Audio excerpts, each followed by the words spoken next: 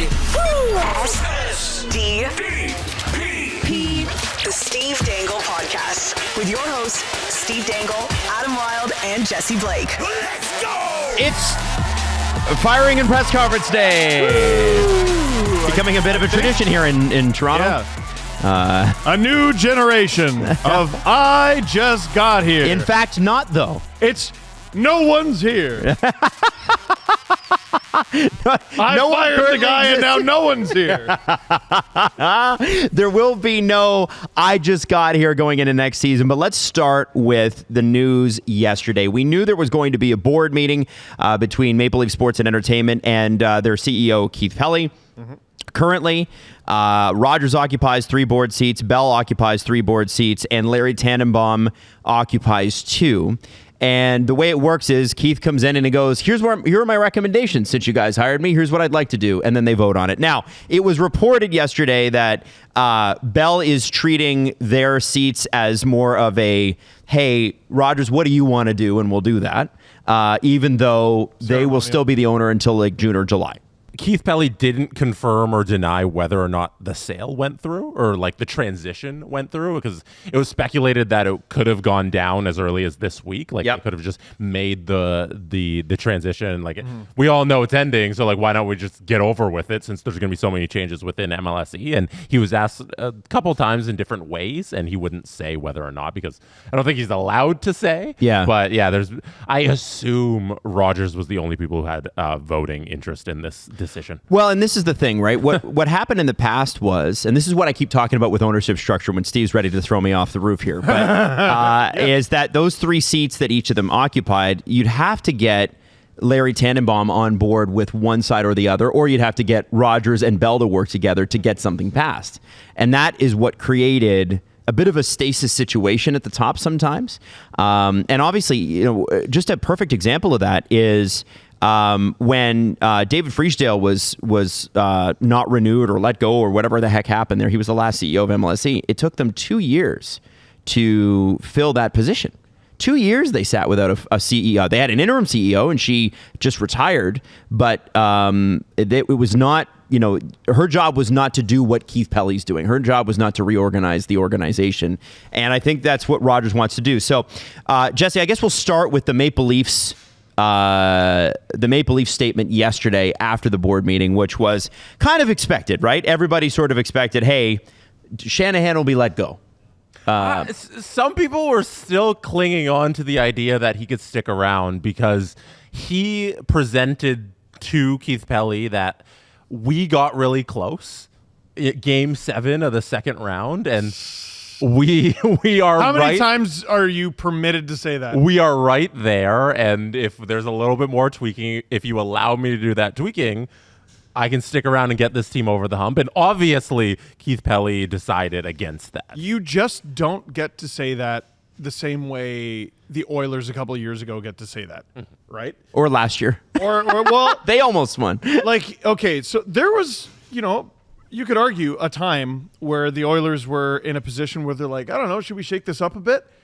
And 2022, they make it to the Final Four, and they're very happy about that. And they get swept, and no one's happy about that. See what's happening in Carolina right now.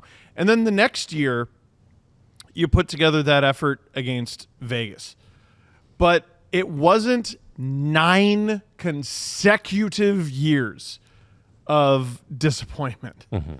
So they were able to ride that into, you know what, let's keep it together. Let's see how this goes. Let's maybe add a couple pieces to it. They go to the Stanley Cup final, and no one's blowing up a team that goes to the Stanley Cup final. Mm-hmm.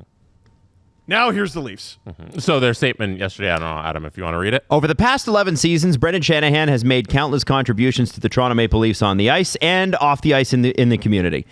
Brendan is one of the most respected leaders in the game, and he has instilled many of the traits that were the signature of his Hall of Fame career throughout the organization, uniting this storied franchise in the honor, pride, and courage that it was founded on. Our responsibility and driving motivation, however, is to add a new chapter to the Maple Leafs championship history, and it was determined that a new voice was required to take the team to the next level in the years ahead. The franchise will be forever grateful to for Brendan's contributions and wish him and his family every success and happiness in the future. That is from MLSE CEO Keith Pelley. Now, Now, we do have a statement from Brendan Shanahan. Should I wait on that or should I get to that now? No, I think you read it now. Okay. Following a meeting today, I was informed that I was no longer going to remain president and alternate governor of the Toronto Maple Leafs. I want to thank the board of MLSE for the tremendous support they've shown me over my tenure. Toronto was where I was born and raised, where my family still lives, and being a part of this historic franchise will always be one of the greatest honors of my life. I want to thank the entire Maple Leaf staff for their commitment and hard work over the years. They are second to none in the National Hockey League. I want to thank our alumni for their support and the tremendous work they do at our games and within the community. Many of them were my heroes growing up, and it has been a pleasure to get to know them all on a personal level. I want to thank the fans for their passion and loyalty. Your love for the team inspired me every day. While I am proud of the rebuild we embarked on in 2014, ultimately I came here to win a cup, and we did not.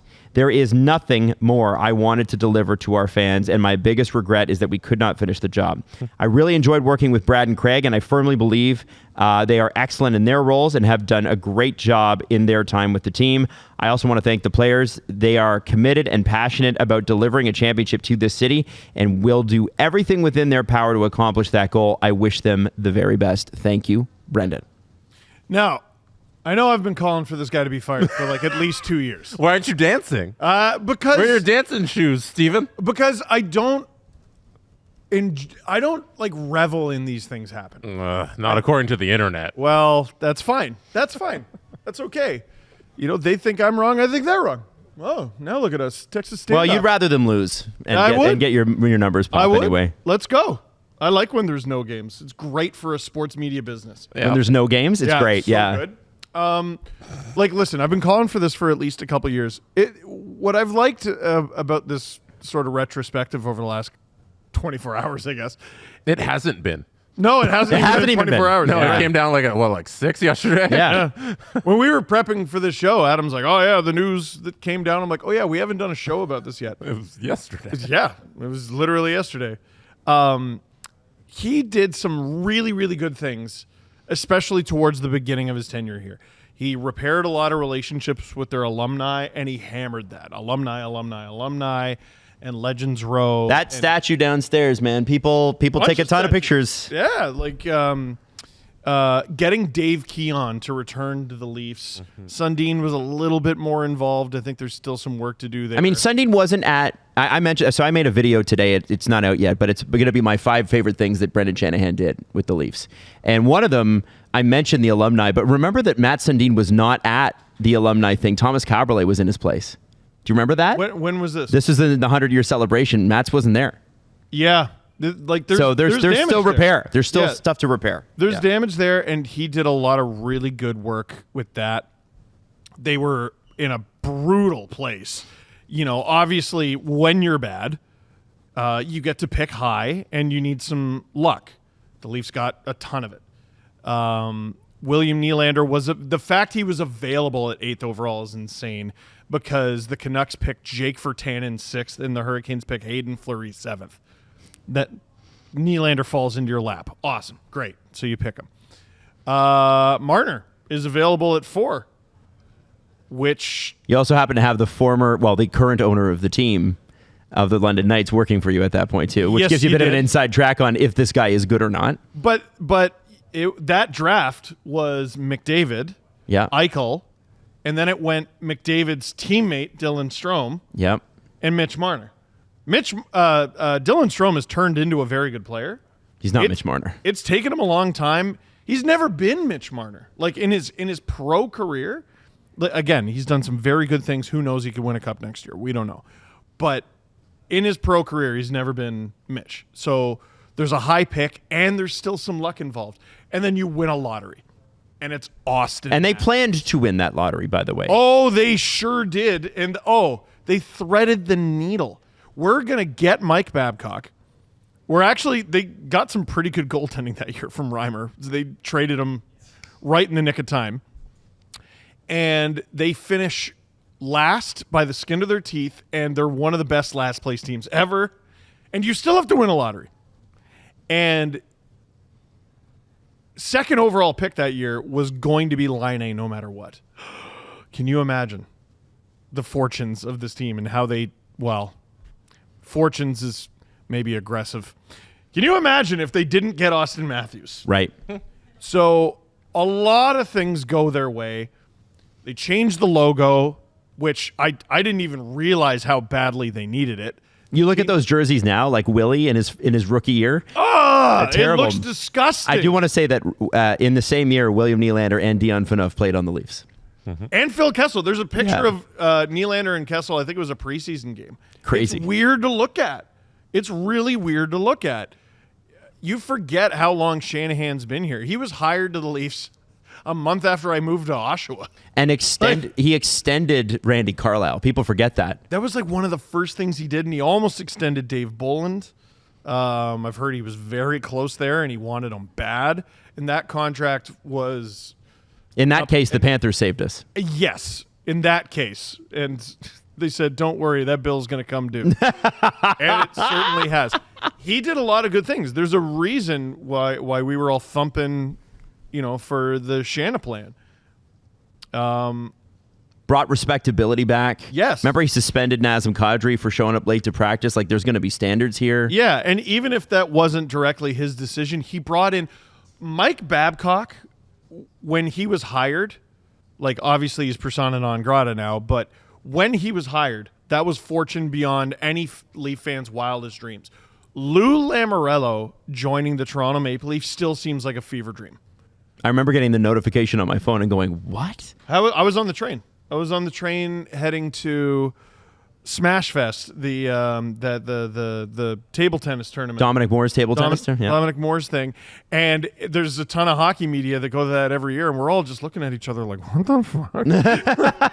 Lou Lamoriello's the Leafs GM? What the fuck is this? Like, I found out he was Leafs GM before I found out he quit the Devils. Yeah. Like, that all happened very fast. Shanahan got so much stuff done. It was impossible to not think of him as the guy. And what buried him was this team that he built, and this team that he was confident in, and this team that a lot of people were confident in. As people lost confidence in the team, in the core, and as circumstances changed, the world stopped, the cap stopped going up, he and everyone he employed and was the superior of refused to change. You had so many different opportunities to try to move off of this core, and they wouldn't do it, and they're going to grow into it. And people had the audacity to be like, well, Yzerman didn't win until X year or whatever year. Almost became a Senator. Yeah, like trying to trick us into the idea that those Red Wings were anything like these Leafs. I bought that.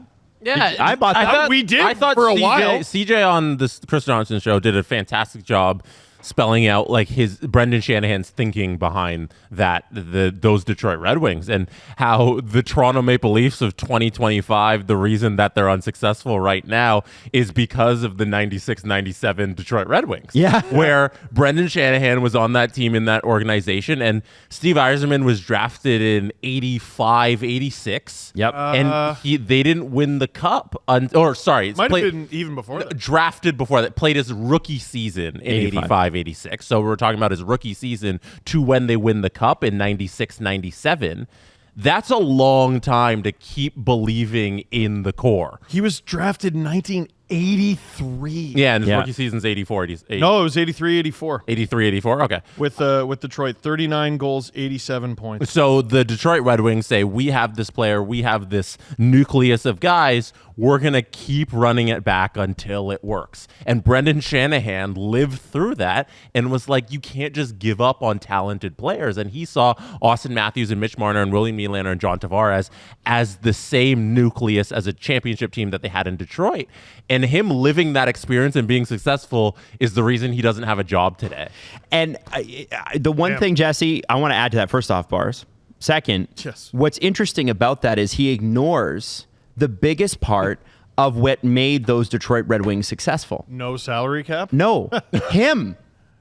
Detroit traded Paul Coffey, a young Keith Primo who hadn't performed in the playoffs. Wasn't he like a first overall pick? And a first-round pick to the Hartford Whalers for Shanny and a guy named Brian Glynn. Probably a distant relative. Brian Glenn. I'm still trying to find a Brian Glenn jersey. Paul Coffey, Hall of Fame defenseman, was still performing at that point. He'd also won 2 cups. He won 4 with Edmonton, 4 or 5 with Edmonton, and then two more with the Pittsburgh Penguins, right? Keith Primo was their young stud centerman who was a monster and a first-round pick, guys. And they bring in Shanny. That's trading from the core. And he ignored that part of it. And that's the part where, and I got to give Anthony Petrelli a huge shout out. He did a killer article yesterday, and he talked about in it, he's like, Shanahan came in. He does very good work. And was this cutting edge guy, willing to try things, take chances on young guys like Dubas. All right, this hasn't worked. We got to try something new. Move. And then he says, or was it Down Goes Brown that wrote this? Both of them had great articles yesterday. And basically what I think Down Goes Brown said was at the back half, so the first 5 or 6 years, he's cutting edge. He's willing to take risks. The second 5 or 6 years, he becomes the antithesis of what he was when he came in. He was afraid to make moves. He was afraid to fire Keefe after the Montreal series. He was afraid to trade off the roster after the Montreal series. That series, in retrospect, should have been a bigger than we gave it credit for. If it's not that one, it's the next year with Tampa. That's such a good point because we forget that Brendan Shanahan was the president of the front office that was regarded as a bunch of calculator boys. Yes. He was not the old guard that was just like, we got to tough out this hockey and do everything. He went away against the grain in every regard and built his front office with a capologist in Pridham who built the CBA. It was a great mix. And then brought in Dubas who had no experience. And Hunter. But was like a smart nerd. Yeah. And Brendan Shanahan built that, and that was his first half of his tenure, and then the back half is just unsuccessful hockey. And not only that, Jesse, before that, he revolutionized NHL player safety. He brought videos. Remember? Videos and social media. Oh, my God. He was probably the last guy who was any good at that job. I agree with that completely. He was criticized for suspending guys too much. And so you roll it back, and now it's just, I don't know, whoever elbows the most people in the head wins. Like whoever concusses the most players wins. Yep. Every year. So you look at on balance what he was able to do. And this is what I'll say in my video a little bit, but when he came in, we were begging for just give me a playoff game. Now we're begging for just give me a shot at the cup. So that bar has been lifted, but what was clear is they got to a certain point and he became, as we all do, afraid to lose it all. I don't want to make the mistake where we go for it and it turns out to be the wrong decision. It's easier to do nothing and hope. And that's where and Keith Pelley mentioned it, or it was mentioned to Keith Pelley, and he acknowledged it in the press conference today, where you get fans after this many years of this throwing beer and jerseys on the ice. And, we'll get to all that. But I think that is how his career needs to be viewed. It's the first half where he revolutionizes this team. That 100-year celebration was really special. Them making the playoffs that year was really special. And anybody who tells me, them making the playoffs that year really set them back, I'm like, you guys are wrong.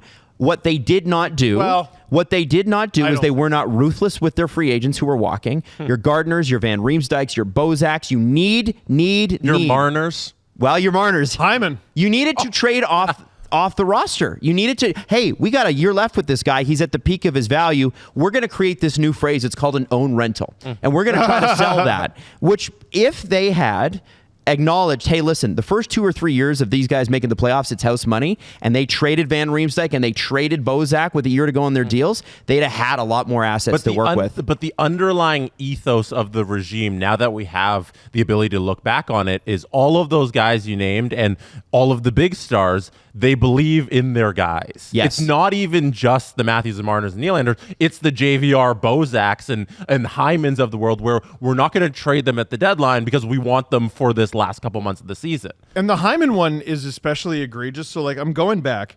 His last 3 seasons with the Leafs, 21 goals, 41 points in 71 games. Then 21 goals, 16 assists, 37 points in just 51 games. So you're talking about a player that's probably like... He went from an 06 to an 08, 09 points per game. It's like a 55, 60, 65 maybe point player. Then 15 goals, 18 assists, 33 points in 43 games. So now we're talking about like a 65, 70 point player. And he was rumored to be getting something in the 5 to 5.5 range. And the reason he's not still in Toronto is that was too rich for their blood. Yeah. Because they'd spent too much money already. Now, at the time, The cap was flat. well, the cap was flat, and I'm not going to lie to you and like I was like, damn, that's a lot for Zach Hyman for this team. In retrospect, that was a perfectly reasonable contract for this player, but they couldn't afford it because they refused to move off of the big four dudes. Jonas Siegel made a really good point about that too, and he put it in a perspective that I hadn't thought of, where Lou Lamoriello's ethos has always been, if you have time, use it. And so Mitch Marner's camp, and we knew this, they were willing to do 8/8 with a year to go, like pre-John Tavares, which would have seemed crazy at the time. Yeah, on the OG contract. Yes, on the OG. So when he was after the second year of his ELC, if the Leafs had gone 8 times 8 with him, they would have signed. Mm-hmm. So instead of an $11 million player, you got an $8 million player. Contract would have expired a year ago, but it would have have completely changed how everything went. And you wouldn't have the negotiating through the media thing. Nope. And then also they don't have Matthews done, and they also don't have Nylander done. Right. And so they go and they sign Tavares the same summer they got to get Nylander done. And Shanny comes out and he goes, well, we all had to accept less in Detroit. No, you didn't. You had no salary cap.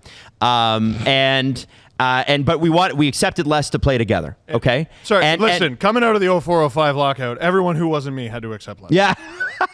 That's essentially what happened. Well, Also, what did Shanahan do during that?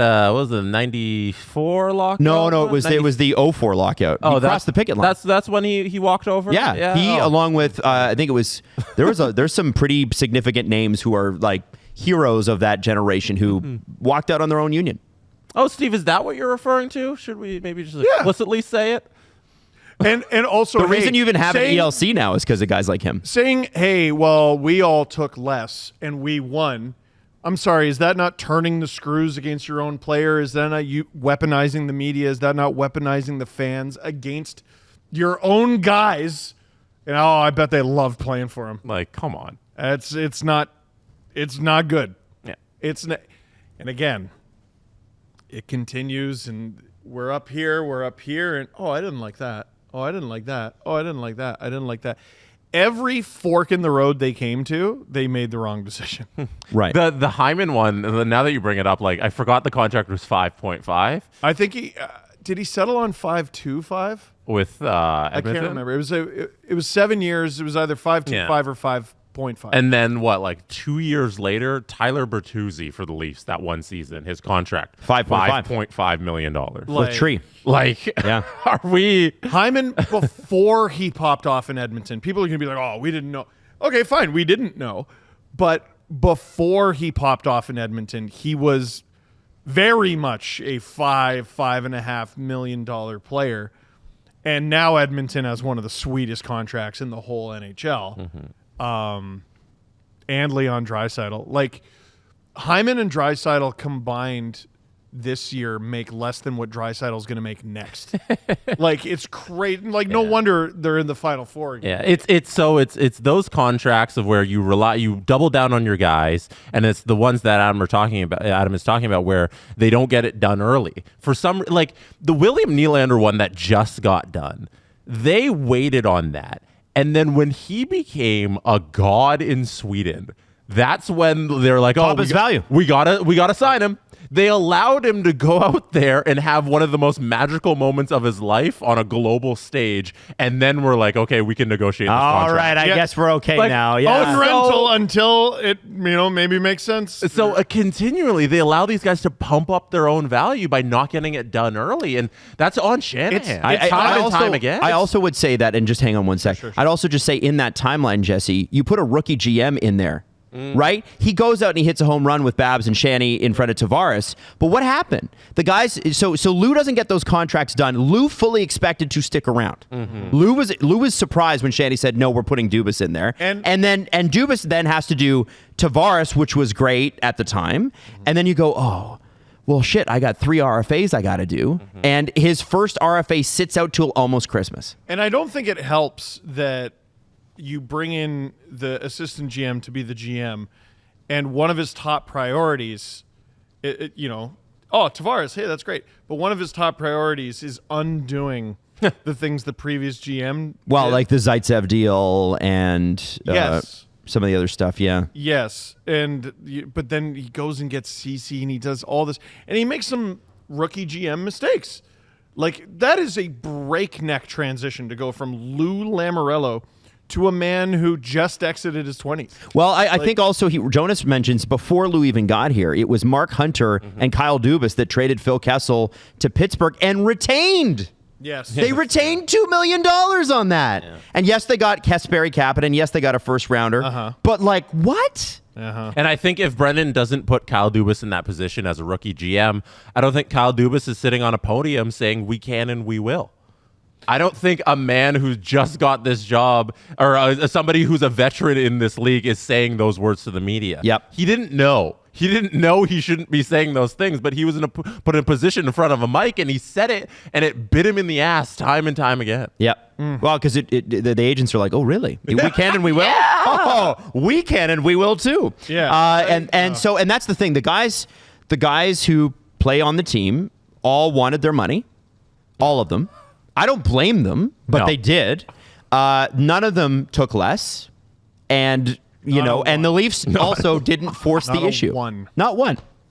And then the worldwide pandemic hits. Yeah. Now, people are going to retroactively be like, well, William Nylander took less at the time. No, he did not. That was a massive deal. Yes. Yeah. It looked real good near the end of it, but no, he very didn't. And that year, he cost himself that season. Willie did not have terrible. a good season that year because he didn't play hockey for 3 months. He was brutal. And he sat out, and then he gets paid $10.9 retroactively on the cap that year. Yes. Like, it was an ugly season for him. It's funny because people are like, yeah, that was a crazy steal or whatever. The guy had like 60 points.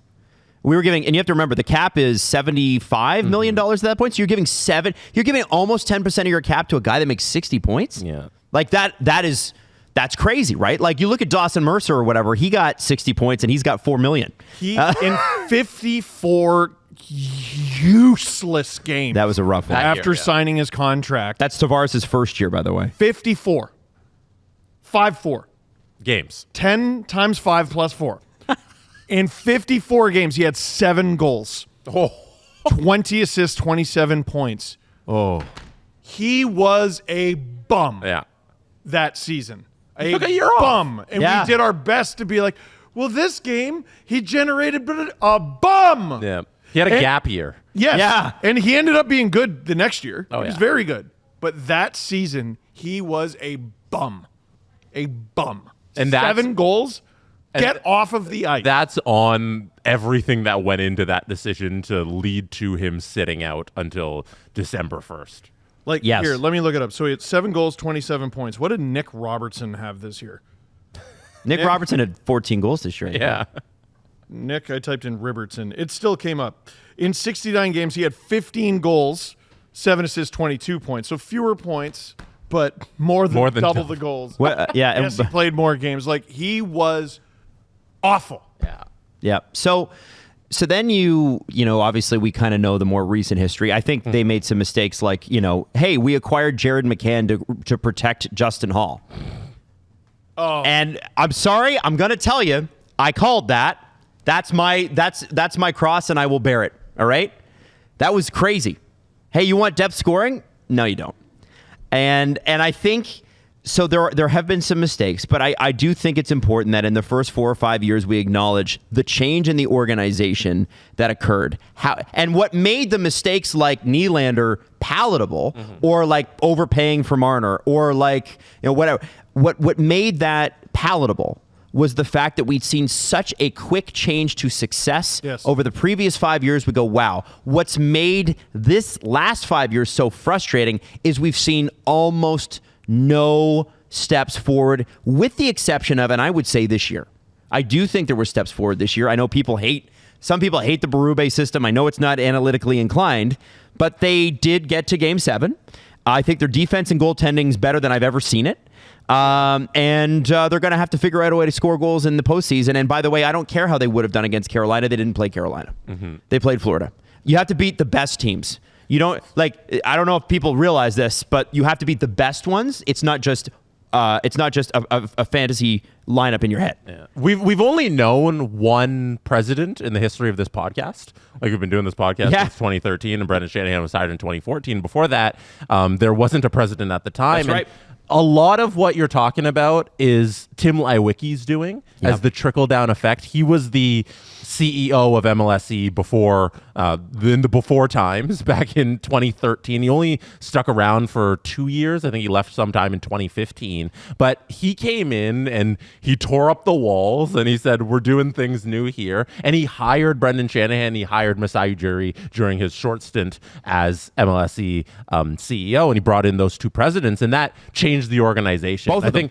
Both of them, like, as a whole. Obviously, Masai won the championship and Brendan did some really great things. But I think, like, I'm very grateful that Leiwecke spent those months here as CEO of MLSE, because it seems like he taught Brendan and Masai how to run an organization as a whole, to have a good core as a team. You know, it felt like before that, the Leafs were a little lost, with the alumni and everything. The Raptors were just spinning in the wind. Like, who cares about the Raptors at that time? Well, they were non-factor. Struggling to get over the hump. Yeah. No, they didn't get to the hump before Masai. Before. Yeah, Masai did the hump thing, but like before, they were a joke of a franchise. Yeah. Before fuck Brooklyn. Way before that. And I feel like Tim Leiwecke and what he's done in his career as like a professional media person. He's amazing. Like, he's been incredible, and I'm happy that Brendan got the opportunity to learn under him and change the culture of the Leafs, because I feel like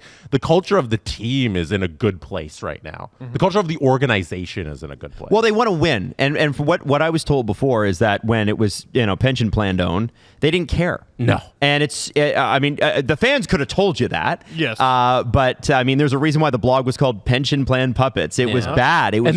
Those are the before times that I'm speaking about. The PPP times, and like if you go way before that, that's the Harold Ballard times where the organization is actually a tire fire and disgusting. And that's kind of what we had for 50 years of Toronto Maple Leafs hockey. And then finally Rogers and Bell, they buy it, and Tannenbaum gets in there and Leiwecke gets hired, and it feels like it's at least in a comfy place right now where we're just strictly talking about winning on the ice, which they couldn't do with Shanahan. Yes. Agreed. Maybe that's why people were like, we don't understand what you're complaining about. Who? Things used to be so much worse. But that's not an acceptable position either. It's friggin' not. And they wouldn't move off it. And like I said this in my video breakdown, like, Shanahan did some really good things. He is not leaving the Leafs in a good spot. They're gonna lose Marner for nothing. That's bad. Beginning, middle, end. Like, there's no way to like, okay, they're getting cap space. Well, you would have got that if you traded him also. Like, you're getting nothing for a star. Bad. We don't know what's going on with John Tavares. Okay, fine. How many prospects you got? 2. How many draft picks you got? Not a lot. Like, so you're going to lose a star for nothing. And like, oh yeah, you can trade to, fill that cap space. Trade what? Trade what? Oh, okay, well, they're going to have to trade a player. Which one? Riley has a full no move. Yarncroke has trade protection. Kampf has trade protection. Domi has trade protection. What are you doing? What's the plan here? He's done a lot of really good things. Mm-hmm.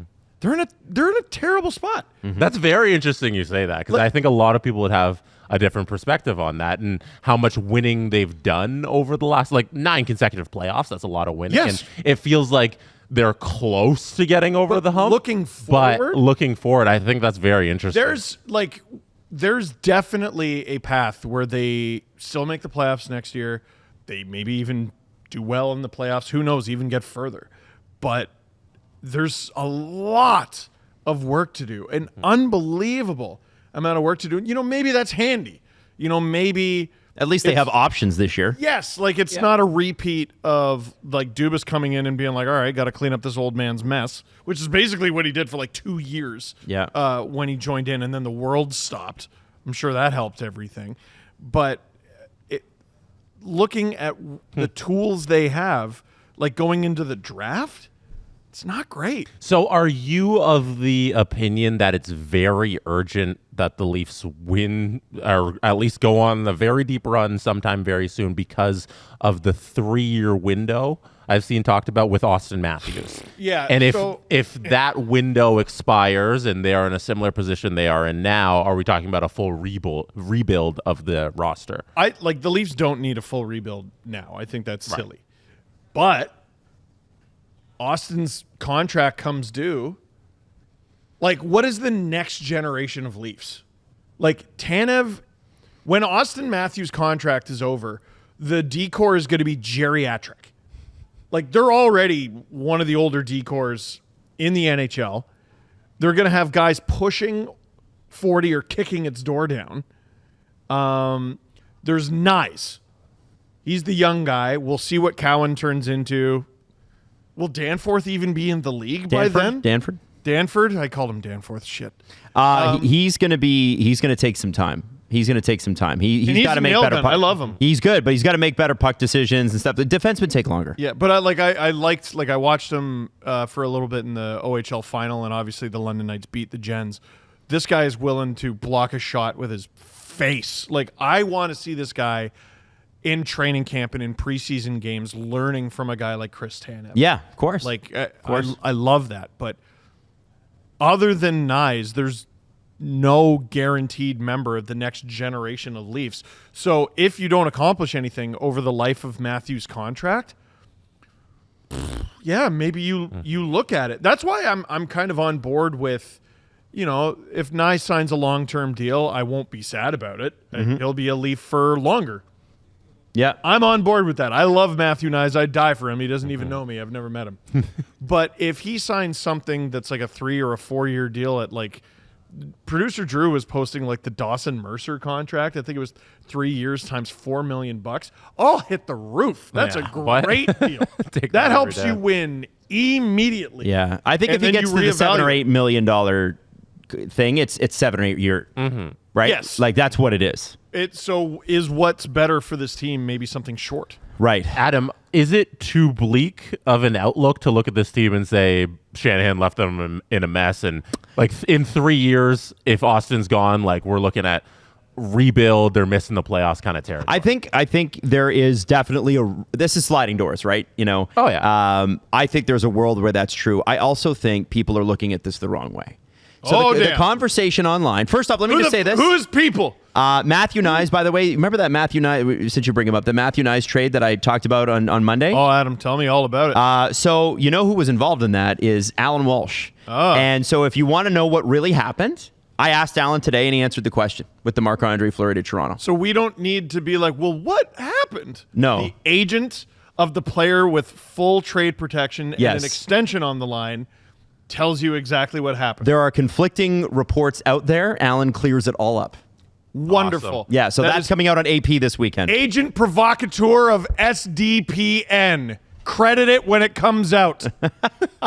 No one does. No one likes that. No one likes to credit. I don't give a good gosh darn what you like. So you will give us credit. So I know we're getting up a little off track here. But I just want to hear your thoughts on the outlook. My outlook is that you can't, people are well, if you let Marner walk, you can't replace him. Yeah, I agree. I think that you replace. The point is, though, no, hold on. You got to be more creative than that. Yeah. Guys, where else are you going to find another 100-point guy who does A, B, and C? You're not. Man, I was talking You know what's crazy, though? The free agent crop, while not the greatest this year, isn't so bad. And then I've been DMing with people. People are well, listen, if you see Tavares as a 3C, this is where I see him in ultimately. This is where I want them to get a 2C. I think they solve a lot of their bottom 6 problems by making him a 3C. But people are well, who you get? It's Bennett, it's Nelson. What else is there? I'm I don't fully know what's available in the trade market. I don't fully know what's available. I know sort of what's available for agency. But guess what I'm not paid for? I'm not paid to figure that out for you. Well, that's Maple Leaf Sports' thing. Fun to try. It's fun to try, but I'm going to do a video this weekend about some of this stuff. Here are some of the guys that are available, just centers. Okay, so you got Brock Nelson, who I love, Yanni Gourde, who Steve loves. He's not a 2C anymore, I don't think. No, he's not. Sam Bennett, who Drager said today he's not totally sure that Sam Bennett wants to come to Toronto. That runs counter to what I hear, but I would say I would defer to Drager on that one. Darren Ferris. Duchesne, who has got, by the way, the one thing about Bennett that is a bit of a turnoff for me, he's horrific in the faceoff dot. Horrific. He's like a 45, 46% guy. Matt Duchesne, 82 points in 82 games this year. Yeah, hasn't had the greatest playoff, and then I think he had the dagger Yeah. against Edmonton the other day. Ryan Donato's also available, but he doubled his career high in points with the bad Chicago team. And sometimes it's like, it's not that that's not impressive, but somebody with the bad team's got to score. I'll take him, but Heck of a risk, I think. Yeah.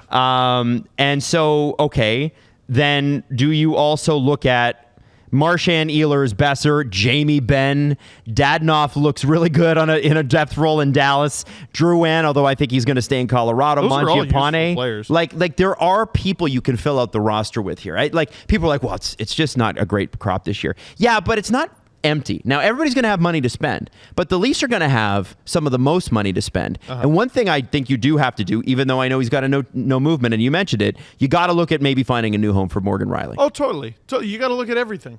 But again, You're not necessarily going to be able to get it done. you're not going to be able And so, potentially yes, get it done. to Jesse, to answer your question in the most long way I possibly could, I think it is.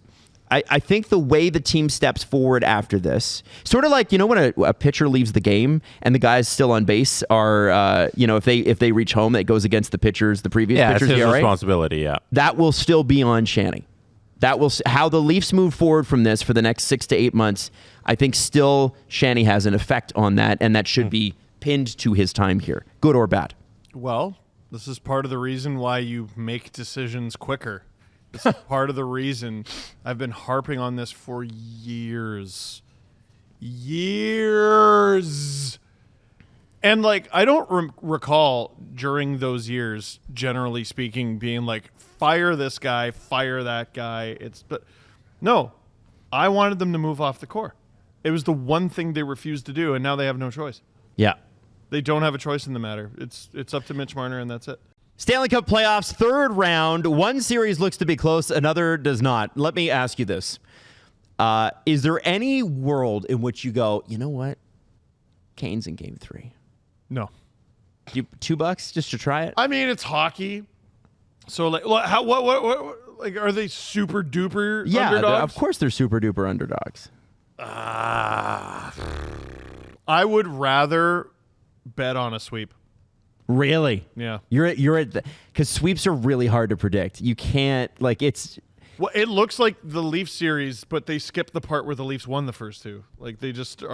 They went straight to getting their ass kicked. Yeah. And I just have a very difficult time picturing how they get it done. Jesse. The Canes are indeed the underdogs in game number 3. It's 2.31 on the money line if you want to bet them to win outright. But the most interesting thing there is that, according to BetMGM, 81% of people are betting on the Panthers to win. I'm surprised there's 19% that aren't.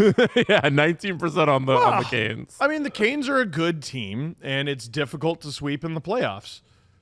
Problem is, last time these guys played, they got swept. The Panthers swept them. Yeah. You want something that's even more skewed? Gimme. The bets for the Panthers to win minus 1.5 goals. So to win by 2 or more, 87% of people on those bets think the Panthers are going to win that. So do I. Wow. Yeah. All right. I don't know how you stop them. I don't know how you score on them. It's scary. It's not a good place to be in if you're Carolina Hurricanes. Yeah, BetMGM is an official sports betting partner of the NHL. BetMGM.com for terms and conditions. 19 plus to wager. Ontario only. Please play responsibly. If you have any questions or concerns about your gambling or somebody close to you, please contact Connects Ontario 1-866-531-2600 to speak to an advisor free of charge. BetMGM operates pursuant to an operating agreement with iGaming Ontario. So we get the press conference today. Yes. And Jesse, you were there. I was. And just curious, just what was the temperature of the room? You can see it's cool to see the levels of production that go into who's speaking. Because if you've ever been down to Scotiabank Arena, you watch the TSN broadcast when they're there live on location, there's a certain area of Scotiabank where the TSN panel do it from the arena. It's like Isn't at it the right here, it's Gate the 6? they can't see that on camera. Oh, okay, Gate it's 6? the entrance of Gate 6. Yeah, sorry. Hello. I don't know if you can see it. Right over here. here. You kind of see it. Yeah. You kind of see Yeah, that. it's like behind me. Right? Sort of. Yeah, that little thing in the distance says 5'6". Yeah. So yeah, if you go right, it's 06 over Yeah, there. there you go. Yeah. No, that helps. So by gate 6, that's where the TSN broadcast records from when they do their live on location of the Leafs games. And in there in the back, there's a new. They're calling it media TV studio area. Ooh, that's a really good. That rolls off the tongue. They've never used it before for a press conference. Oh, really? Never used it before. And then Keith Pelley needs to speak, his second time ever speaking to the full media, and they roll out the red carpet and the big production for him. So when you're in that environment, you can tell like, okay, this guy's coming here and this is going to be a big deal.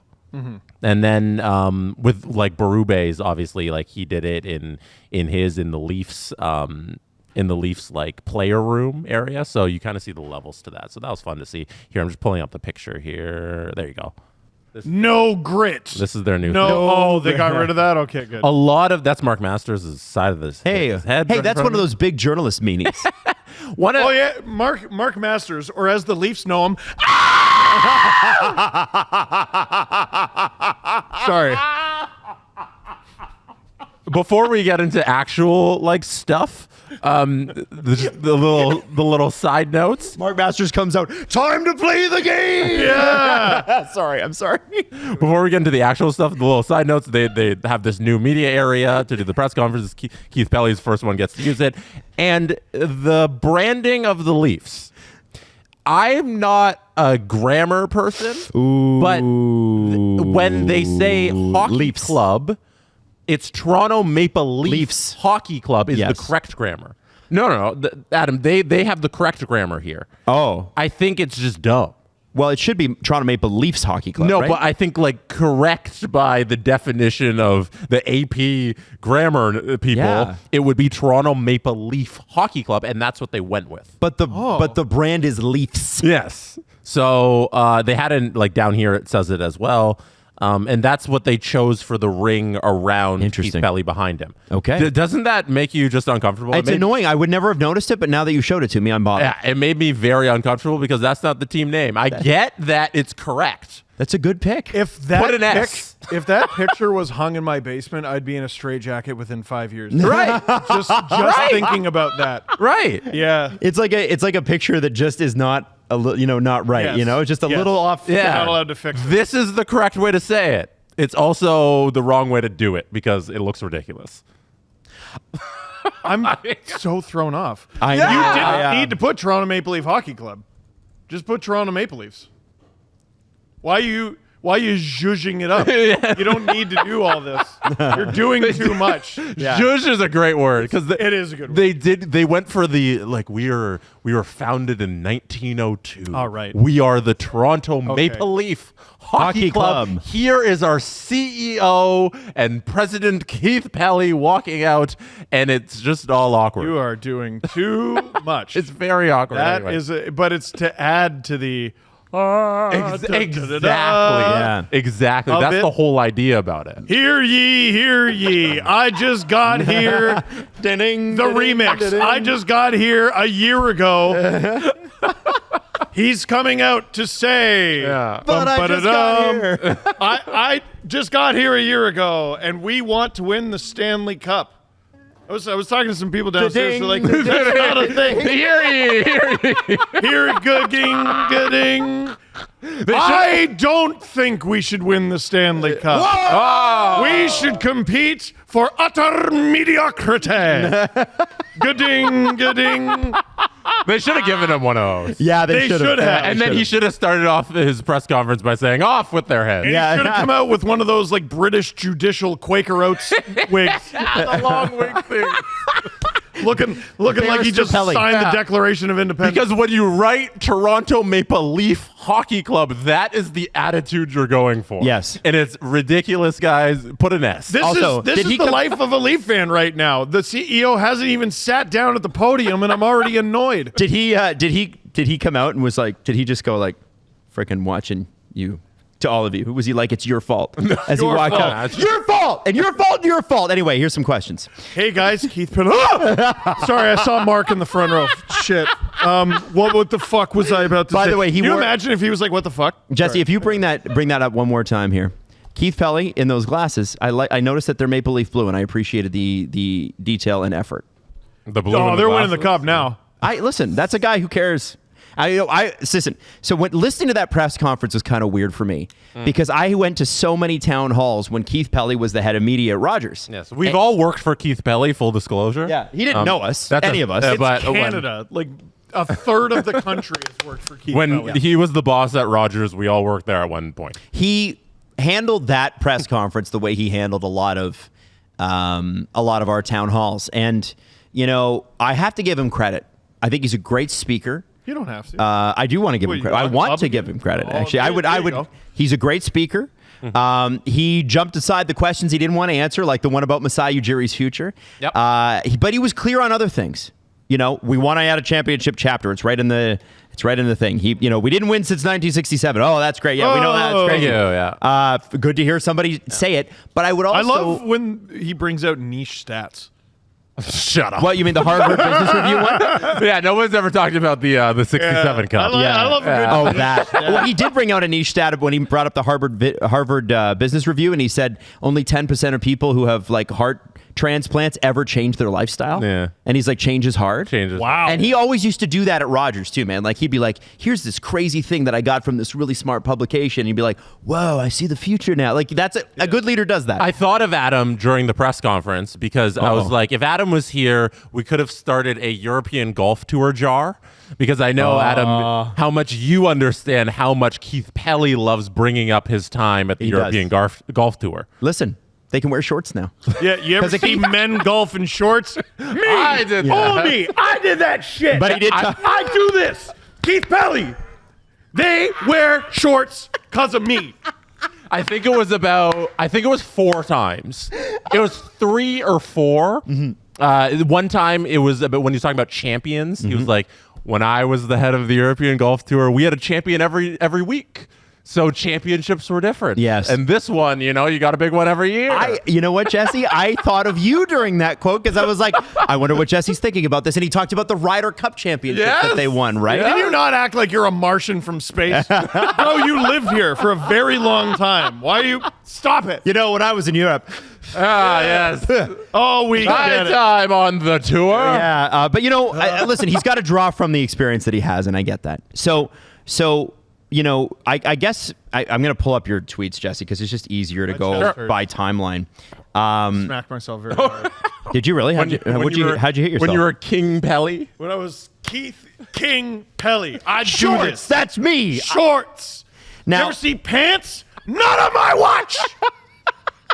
Keith Pantsless Pelley coming at you. Bitch, he calls everyone bitch. It's really rude. Yeah, it's so rude that he does that. It was a little off-putting. I gotta be honest. It was a little off-putting. He said to you, "How you doing, bitch?" And you're like, "Whoa!" I was like, whoa. Keith Pinkman Pelley. I get I'm wearing pants, but this isn't the golf tour. Yeah. Why? Masters bitch. And you're so tall, like you have more pants than most people. Yeah, so he's always throwing off my pants. Way too much. Pants. So Jesse, my first question before we really get into this is, did you sit with CJ at the press conference? I sat behind CJ. Okay, so you guys sit together? CJ sits with the TSN guys. He sits with Masters and Pierre. Oh, okay. The scary guys. Masters? Yeah. Oh my god. Man. What is that spooky? Man. So Man. like, Don't say his name. No, just- he who must not be named. Yeah. so when CJ was sitting with Mark Masters, Yeah. does The man responsible for the reason the Leafs do not have a cup. That's since right, Mark 1967. Masters. He Yeah. probably said it. Yeah. He said, there he is. did CJ, LeBrun, and Masters make a mess when they clinked their chalices of blood and drank it in front of everyone? Yeah. Did they? Blood Yeah. and tears. Yeah. Blood and tears. That's Yes. great. Yes. Yeah. That's what they want. Now, Yeah. Keith was talking about being at Game 5 and Game 7. He acknowledged that it was quite difficult to be there. And the first real question from like Kevin McGran, which they didn't mic him up for, and I was sad about that. But Just imagine. Keith's talking about essentially what the Panthers said after Game 7. Did the mics not come through on the question? On the McGran one, it didn't. They had it sorted out by the second question. Oh, okay. That's why I don't know what exactly he asked. But essentially, in and around the first few questions, you get an answer about what Marchand, what Tkachuk, and what Maurice said about playing in Toronto, which is, guys, it's all your fault. If you just stopped caring so much.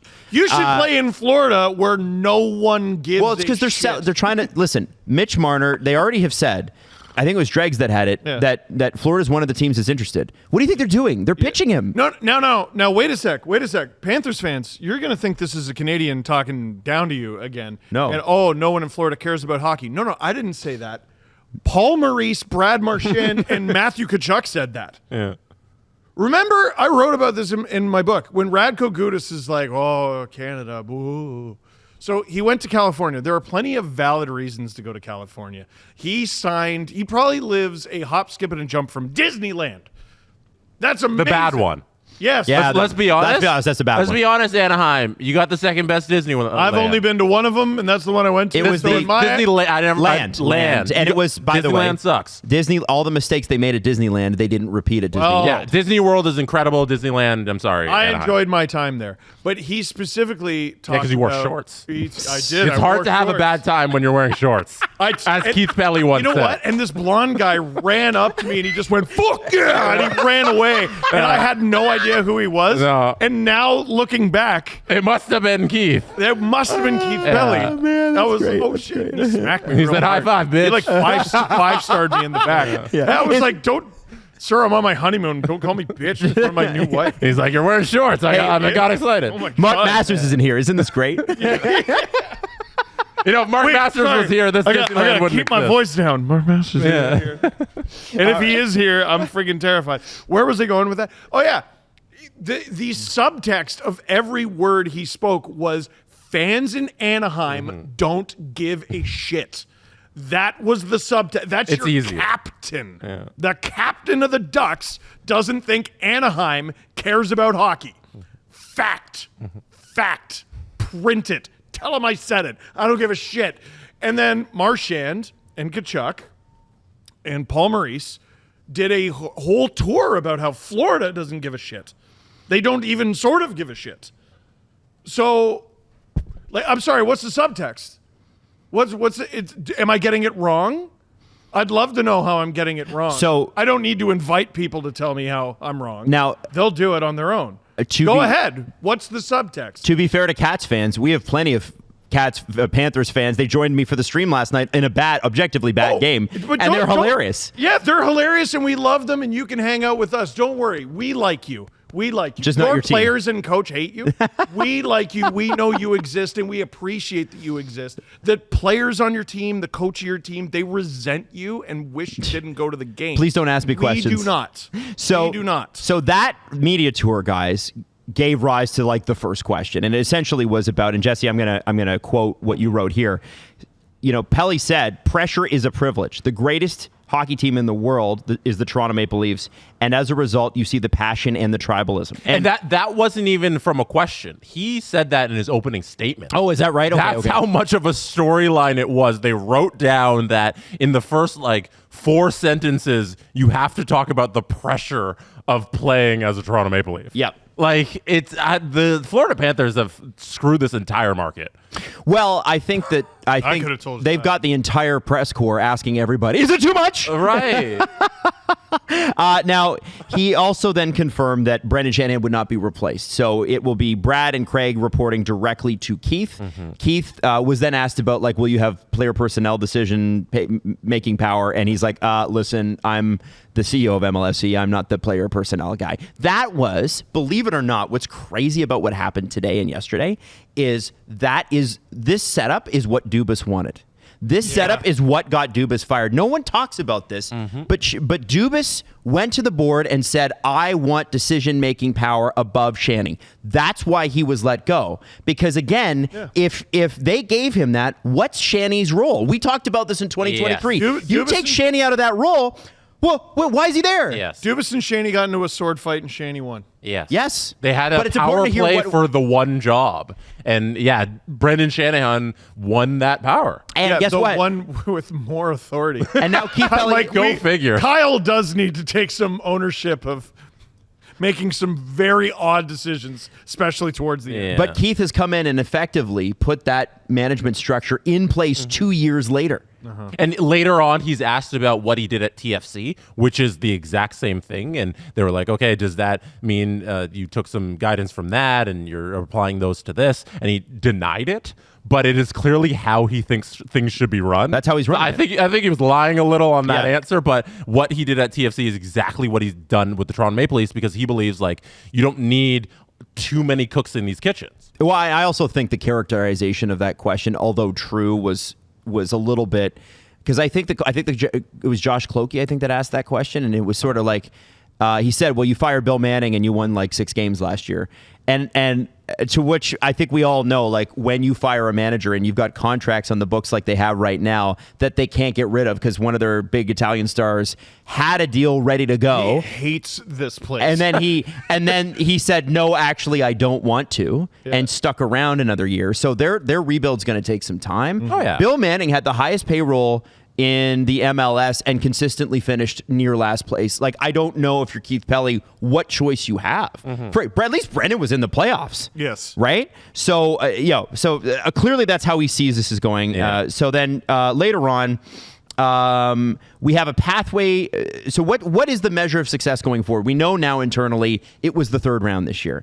If the third round was achieved, then they keep everything the same. And by the way, what's interesting is they talk about this a little bit in The Athletic with some of Chris's reporting and Jonas's reporting.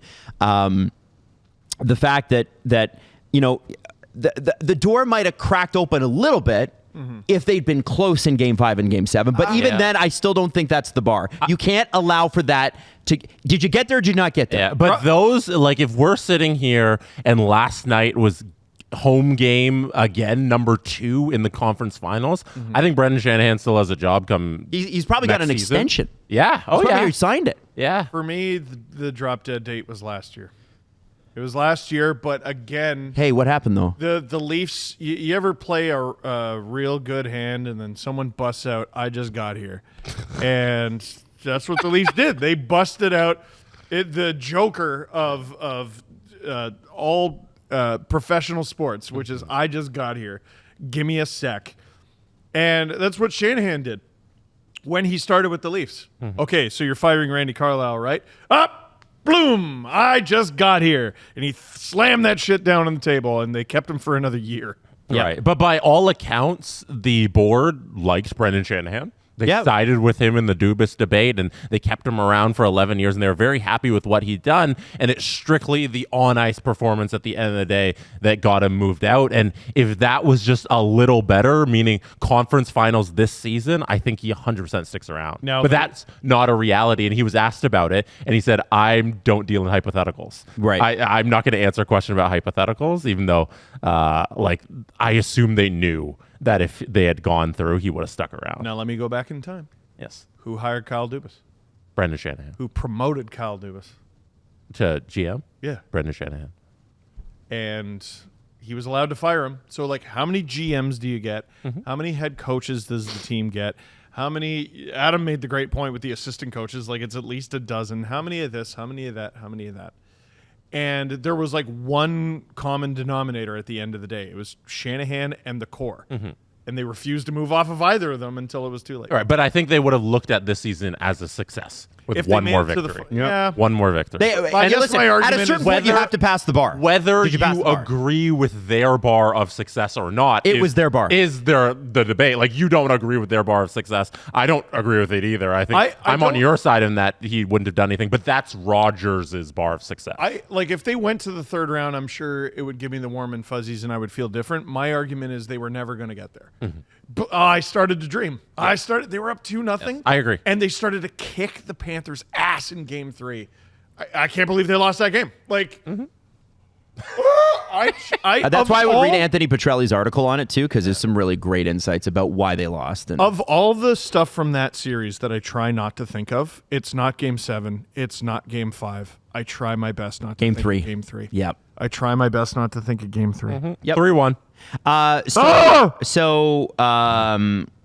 He said we've made strides, and I think he's right. I think listen, I know that nobody wants to hear that, but I do think this team is certainly better than it's ever been. It was straight up their best playoff performance since 2002, I think. Yeah. 2, yeah. Yeah. Low bar, but hey, to say that there weren't strides made, I think is incorrect. Yes. He said our ownership group is one of the best in sports, and they provided all the resources to win. That I believe. I do think I do think. And you got to picture this in the sense of like Rogers bought this and then went out and bought the hockey rights. And why did they do that? Right? Well, first off, Ed's dad, Ted, not complicated at all. No. By the way, he was Ted Jr. I'm pretty sure. Oh, really? There was an older Ted. Yeah. Oh my God. Now, Ted Rogers was an absolute animal. Like animal in business. You and so read his book and have pitched it to me no less than 15 You got to read it. You got to read it. It's crazy. Rogers versus Rogers. Read the book. But what Ed grew up in essentially was he grew up in a privileged world, but he was expected to work in the business and he was expected to find his own way. And I don't think his dad probably was the easiest guy. And I think that there's a little bit of, okay, my dad made a mark on this country and made a mark on this corporation and all that stuff. Now that I'm in control of it, what am I going to do to make my mark? Because listen, speaking from somebody who's in the same industry as a family member who far outshines them, you do live in a bit of a shadow. You have a brother? And no, I don't have a brother. Oh. But the point of it is, I do think that if you were to ask Ed and give him truth serum, he would tell you Ed no, it's two Teds and then an Ed. No, he's Ed the third. He's Ed the third? Yeah, his dad is Edward. Oh, Ted is an Ed? Yeah. Oh, I just thought it was just and Ed. the OG I thought it was one, Theodore. The OG one's Ed too. Edward. Like Edward Rogers is the third. Oh. Yes. EW3. Does that mean anything for the Leafs Cup chances? I have a weird third time's a charm relationship- is what I would say. I have a weird relationship with the name Sorry, Ted. I interrupted you. No, it's fine. I have a very weird relationship with the name Ted. So you know how Richard is Dick, Yeah. which doesn't make any sense to me, and Robert is Bob. My grandpa was called Ted, and my grandma always called him Ted, and I was probably close to high school when I found out his real name was Ernest. Oh. And I don't know if that's common amongst people named I don't think Ernest. that's close. I don't know a lot of... I should have Grandpa Ernie. Yeah. But he was Ted. Ernest was Ted, and I never understood it. That is very odd. Yep. Yes. Her name was Joy, and I found out years later that's just her name. So Adam, refer to him as you should. Ed the third. There you go. So tell me about Ernest Rogers. So Edward Rogers, basically, I think he believes, and I don't think he's wrong, that his mark is going to be in growing Rogers, which he has. They bought Shaw, they merged. It's the biggest telecom in the country, and bringing championships to his favorite teams. And by the way, he's a big Jays fan. He's a big Leafs fan. I don't know how much of a Raptors fan he is, but it's important for him to win there too. I'd say he's more of a Jays fan than a Leafs fan. I think he is. Yeah. I think Jays first and foremost. Yeah. But the point is, whether or not the Jays have executed it the way we'd all want them to, and they haven't, they still have one of the highest payrolls in baseball. It's like $250 million. They have a lot of money wrapped up in the wrong guys because they hired the wrong general manager. But the resources are there. So when Keith Pelley says we will have the resources, I 100% believe that. Yeah. The most listened to show, I think, on this network just doesn't exist yet, and it's just CJ doing LFR reactions to the Jays and just letting her rip. on Shatkins? On Shapiro and Atkins? Shatkins. Yeah. That's such a mean nickname. It is. It's terrible. It's very not nice. That's a mean one. It's Just very say he does a bad job. very on the nose. It's the two of them combined. I right? hope it's not on the It's nose. Shapiro and Atkins. Yeah. Yeah. But it also references your poopy. Yeah. Steve's learning about it. It's not whole one time guy. I thought it was exclusively a reference to poo. No, it's the two combined being poop.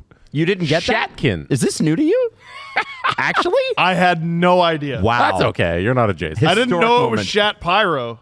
Shat Pyro. I would have come up with something dumb. Shatkins is It rolls off the tongue. It does. Yeah. Oh. By the way, I never knew that. can I just tell you, in our stream last night, people begged for this to be the title. I don't think it can be, but I think it's worth mentioning because they made me promise that I'd bring it up. People want us to call this, because our episode on Monday was called what? Shanna Explosion. And what was it called Wednesday? Closing time. Closing time. Do you know what they want to call this one? What? Shanahanned. Oh, No. That's And I think not that's what mean. I thought you were I going to think say. that's mean. No, I think that's mean. We can't do It's that. also not that good. I think it's actually pretty good. I think it's Shanahanned. Shanahanned. So let's call it Tedward or Ernest. EW3. or EW3. Shorts. We'll call it shorts. Keith Pelley, bitch. Oh, yeah, no, shorts. Shorts. King Keith. Kinky. Oh, I don't think he'd like that. I don't think boy. so. Pants Pelley. No pants dance. no Pants Pelley. No pants. Damn. So listen. No, Keith Pelley and what you're saying about the organization, we can argue about where they allocate the money, And but who they've they hire. always been willing to put the money into it. Yes. It's just a matter of what they do with the money has been very questionable. Sure. Yeah. 100%. And their loyalty to the people that decide that and propose that has been questionable. But regardless, Jesse, when we talk about this press conference, I think, there was some TFC and Raptors questions. We already referenced those. I thought the most interesting part of this press conference, and maybe it's just because we are both, is the rap battle. Is the rap was battle very was crazy. unexpected. It was crazy. No, it was when he said we need to do a better job of embracing the fans and the media. And I thought that was fascinating because obviously this man has a media background. He helped to build, CFL at TSN and then was Rogers Media. And he's had a pretty great career. And the more the fans, less the media. We can talk about the media thing in a second, but it's just less interesting. He talked about Fan Zone where, people are going to be they're going to start to give away 150, 200 tickets every game to get people. He said most of the people we have signed up from there have never been in the arena. That's the first time I've heard an MLSE CEO to the public say, we got a bit of a pricing issue and people can't get in. Well, fans can't get in. At the end of the day, they are running a business, but you're also running a pro sports team. You have to build fans for the next generation, and the next gen game being priced at the same price as everybody else's. I've said it for years.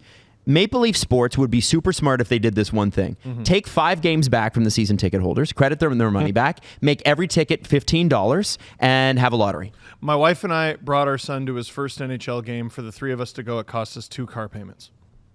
That's not a joke. It's crazy. That's not. Yep. Like I'm not but that is literally 2 car payments. It's nuts. 2 months. Yeah. Of car payments. So so what I thought, I'm like, okay. And the other thing is, with the media side, Maple Leaf Sports, candidly has been good to us this season. They let us in. Yeah. We don't get any interviews with any players. Don't even ask because you're not getting it.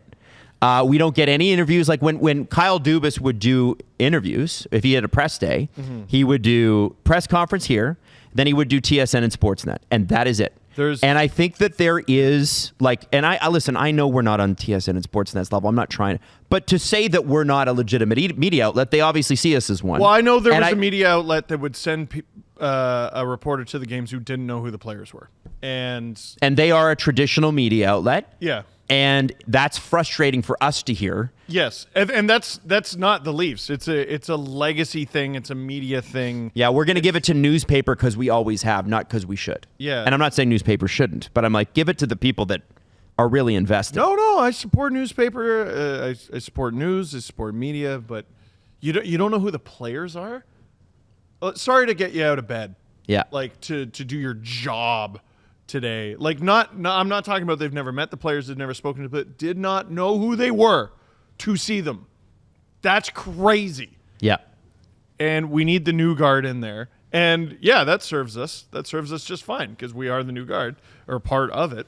But like that's absurd. Yeah, that's it's us and absurd. others. I'm not just saying us, but it is And others, yes. I do think that there needs to be. It's a very tightly controlled environment. Like Jesse, you guys have to request players after the game, right? Mm-hmm. Yeah. You make your request for which players to talk. Like that's how it works. I think, I do think that there probably should be a little bit more. They don't have a whole lot of like season ticket fan access events. They don't do that. They have, unless you want to pay for it and pay significant money for like a black tie dinner. Like these things, the fan outreach needs to change. Yeah, and that's why he brought up the and I like fan that. access program that they started like a month ago now, where you can sign up for it, and it hasn't gotten really fully underway yet because it's just starting, and we'll see what they do with that. But I think it's a great point to bring up, like the amount of fans who never get to go to the arena. We were at a sports media business conference down in London the earlier Ivy School. Yeah. what was that, in January? Yeah, late January. In January, and one of the speakers there talked about how I think it was like 60% of fans like never see the team play live in their lifetime.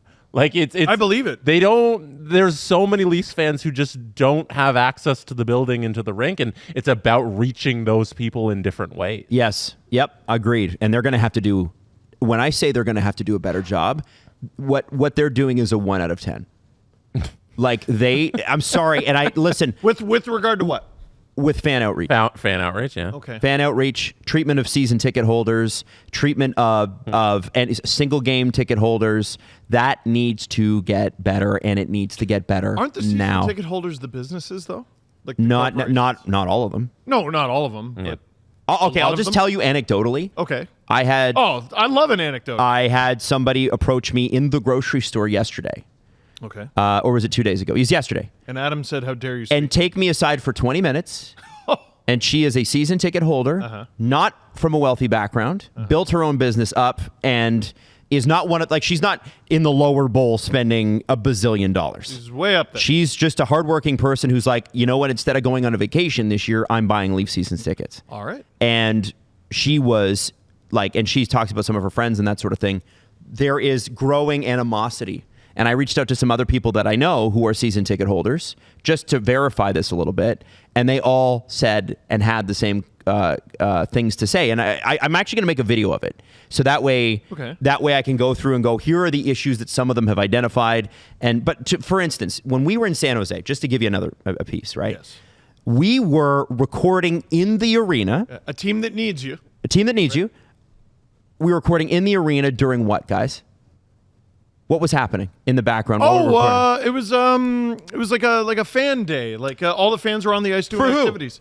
For Sharks fans. Season ticket holders. Season ticket holders. And you know what the Sharks players were doing? They were playing games with the kids. Interacting They were with them. interacting with them. Yeah. You could take pictures on the ice next to the Marlowe and Thornton numbers, next to the Shark head. That was like, so cool. There is, like, they are going, hey, how do we get you back? Because, renewals matter. Uh-huh. And Yes. Leafs are like, we could simply not care. But like, And so okay, the Leafs need to. I'm glad that Keith mentioned that, because I do think it's not a little work they got to do. They got to do a lot of work. If Leafs Nation is truly special, if Leafs Nation is truly unique, which it is, the real NHL versus not, why are Leaf fans not treated that way? So here's what I would need to dig on, because the Leafs obviously do lots of stuff. Yeah. Every team does lots of stuff. Are the Leafs doing less than other teams is what I would like to figure out. Yes. Because like they do the outdoor practice, which is really fun. I know they do the That's not for season ticket holders, but yes, that's No, for I know. everybody. They do the Easter seal skate. Again, I know it's not season ticket holders. They go to sick kids, but like all professional sports teams like visit hospitals. And They all stuff do like that. and take part in And that's great. charitable initiatives. Keep doing that. Yes. You need to. It's not just about what the players do. You're mentioning shit the players do. Yes. I'm not asking for that. It comes down to like how much money it costs to transfer tickets to a friend. I'm talking about like there are, and there is. Because you can't just hand tickets to someone No, anymore. and also. Isn't that nuts? Yeah, Yeah. that's the thing is that, and so they don't get to keep the tickets anymore, which they're That's upset it. about too. Oh, or you can pay what was it, the Islanders or someone else? You $40. Oh, for the OV night? to get your own copy. What are you talking about? I have the ticket. I bought one. No, you don't. Oh my God, you're criminals. Yeah. So I think, And I think slowly, like Keith Pelley, he just got here. He's been here just for got a it. year. So we're seeing some of that slowly change. And I think the fan access program, we'll see how it plays out. But that's something cool that they're starting, and trying to get into the faces and in front of the faces of fans. And they also had during the playoffs the Leafs Twitter belt. I don't know if you guys saw that, but I did see that. Oh, they yeah, had, that was nice. They had the Leafs Twitter belt where they'd have different members of Leafs Twitter have the game belt they give out in the locker room, Yeah. and they'd pass it along to another member of Leafs Twitter. So I think slowly they're trying to do that, but it needs a lot of change. I like that they did that. That's Yeah. great. Keep. Let's bridge the gap here. Leaf fans are clearly mad at the organization right now. Maybe some outreach is required. And this is the thing, and this is what I keep hearing from people is, I know, say Sport Check, who we're in their studio right now. Sport Check is a sponsor of the Maple Leafs. They're a client. So is so many other companies, right? A million. So are the fans. Fans are clients. Fans are clients. And I think recently fans have been treated as a pain in the ass. And I think that is going to change with Keith Pelley. He's 100%. Don't come to our game. Yeah. Oh no, come to the game, but we're not going to like it. Yeah, and listen, some fans screw it up for people. I totally understand. Oh yeah, there are a-hole fans for sure. Please don't make Leaf fans write on the chalkboard, I will not throw beer on the ice, because one guy did it. I will not throw jerseys on the ice. Fuck off. I saw a TikTok about one of the jerseys, and it looked like it was a Panthers fan who really? who did like a jersey thing and got a Leafs fan to do it for like $100 or something like that. Yeah, exactly. There's people who do this just purely clout Just chasing. assholes. Yeah, Yeah, just assholes. Yeah. And no, it's how there's millions of Leaf fans? No, it's all of them. You're an asshole. You're a fucking stupid person if you think that. One thing that the Leafs, I think, should definitely do is improve their game ops a little. Like there was a lot of complaints about that arena too. experience is because I've been to other arenas and something like Vegas, they're so next level with what they do in terms of their game ops. And I went to, it was 37 home games plus all the playoff games this year.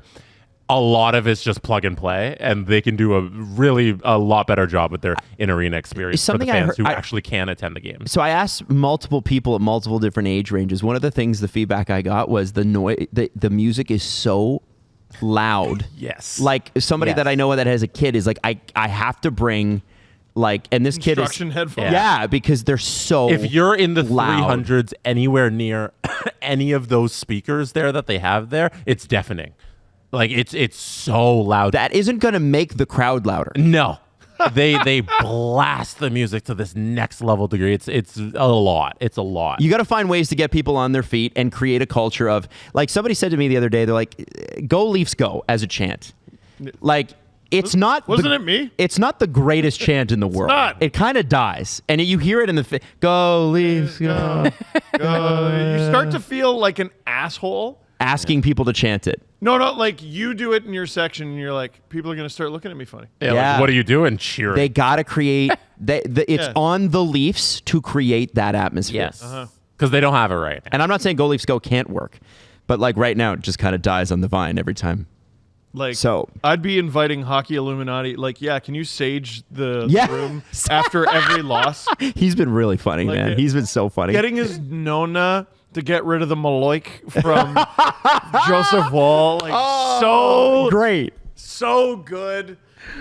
There's so many, listen, I know So many there's great people content creators in the area too. Yeah. There's so many people who are over the top. I do not expect any of this shit. I want it for people like that. Well, they put Austin Alexander out in the thing as he was I think he was making sure his job was to make sure that you were cheering loud enough in the pit down here. That's funny. I thought that was yeah? really- and he was That's dressed funny. like a cop, like cheer police as in keep cheering. Nice. And it was funny, right? He can pull that off. Yes. There's a sense of humor coming out, which is good because the Leafs were anti-sense of humor. Their social media is here's the score. Here's the players that are playing. Yeah. Here's the charity. Here's the blueprint. And then it's no jokes ever. I feel no like chirping the other Leafs, teams. The Leafs do a much better job game to game in the square here for these fans. It's amazing than here. the atmosphere in the arena. Yeah, because they're dealing Yes. with fans. Yeah, the atmosphere out there in the square is electric. You know Yeah. what percentage of people in the square are fans? 100. Yes. You know what percent of the people in the building are fans? Not 100. No. You know what'd be cool? Is if you're signed up to be a fan in there, right?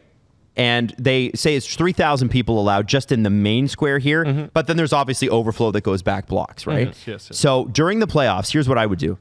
I got 3,000 people I got access to who are nuts. Half of you are getting a ticket to the game. Damn. Right.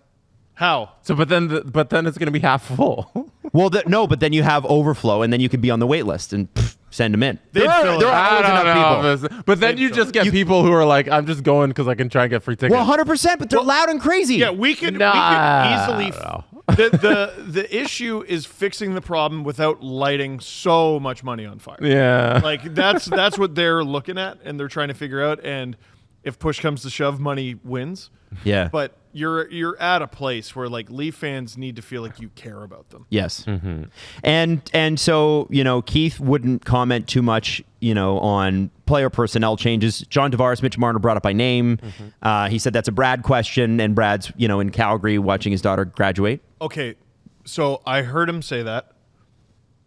The only problem I had with him saying that is Brad speaking. We don't have any confirmation. We don't know yet. I'm not asking him to speak today. He's got a family. That's fine. When's he talking? I think next week. This should have been his press conference with Keith Pelley. It should have been both of them up there. They are going to have dinner on Sunday, which is information Keith Pelley gave the audience in the stream. And Where? there, I would like to be there too. Okay, thanks. So I assume if it's going to happen, it'll be sometime next week. But there's also TBA. So He's going to I don't know. talk. He has to talk. yes, He at will some talk. point. At some point, but I don't know how soon. Yeah. I would think next week. I'm sure the Leafs are probably like, you know what? We're going to make them wait because we need to figure ourselves out too. And That's fine. there's been a lot of change this week, right? I think like the Brad piece is very interesting because he's essentially the president. Like he doesn't get the title and the He's pay in raise, charge. but now he's in charge. He has more power now, and I assume Berube, by just the way it's flowing down, will also have more power. He'll be the one talking to Brad about everything. But like Brad's now the guy. He doesn't have to report to anybody about the hockey decisions. With Brendan there, you got to talk to him about the hockey decisions. Yeah. He's a hockey guy. And think of how frustrating that must have been for Brad, who has been an executive for a very long time. Brendan Shanahan went straight from the NHL to president of the Leafs. And Brad's like, yeah, I was talking to this guy and that guy and that guy. And Brendan Shanahan's like, well, you know what I think? If you're Brad, how do you not go? Well, he had a decade of experience by the time he was working with Brad Treliving, right? Like he did the job for 10 years. Brad and then Treliving Brad is got there. still more experienced. Right, but it's not like Brendan's new to that. No, is what I'm saying. Well, he was brand spanking new when he started. Yes, It's like and then the he got more a decade experience of experience to talk to Brad Treliving. Yeah, about the more show. experience he got, the worse he got. Like he was great at the beginning. He was great when he didn't know shit. You know what? Maybe we're on to something. Can we hire George Peros? Is he free? Are you guys happy that Brad Treliving has more power, and are you confident in Brad Treliving having more say over what goes on? Yes. Yes, he's an experienced general manager. You have a general manager to make hockey decisions. Let him make hockey decisions. I don't give a shit what the president says. People said to me when I tweeted that out yesterday that I was happy because I thought he had done a good job. People were like, well, how do you explain Klingberg? And Are we still on that? How do you explain Reeves? You notice how he's do in you the Final explain Four? Kampf? By the way, Kampf was basically, Shanny said to sign him. And Brad was like, okay, I guess I will. But, like we still. But Like, listen, the point I'm trying to make is like, listen, I get that maybe his first free agency summer here wasn't great. Okay, It wasn't. I didn't mind. I once they figured out Bertuzzi Domi with Matthews, I thought that was a great line. Klingberg was dead on arrival with his hip, like he was. and then he went on LTIR. Yeah, It And that's the also cost the Leafs nothing, but Cost like nothing. a couple popcorn sales. Yeah. like it was just money that they pissed into the wind. But like, who gives a shit? It's MLSE. and they people have were money. like, listen, you have like $6 million sitting in the press box, and when Yeah, it doesn't matter. It's like, buddy, you can't listen. Reeves already sent down not against the cap. It's the playoffs, by the way, also doesn't friggin' matter. There's no cap in the playoffs. Koff is sitting. Okay, fine. Maybe that wasn't the greatest contract of all time, but because of the core of this team, you have to spend every dollar perfectly. And weirdly, they literally never not once accomplished that with any executive in charge. But guys, Yanni Hakanpää only played 2 games, and they just threw up $1.5 million at him. Yeah, and that becomes free money because he's on LTIR all season. Well, in the best practice. But they can't accumulate money against the cap and make the money bigger at the trade That doesn't matter. Like I'm like, we are debating like the Titanic sunk, and we're worried about like what faucet they were using. It's crazy. Like it's pro sports. And there's too many humans involved for everything to be perfect. There were 4 main humans taking up half of the cap. That was the mistake. You need to have some... Do you think the Florida Panthers are perfect? Everything they've done, they just nailed?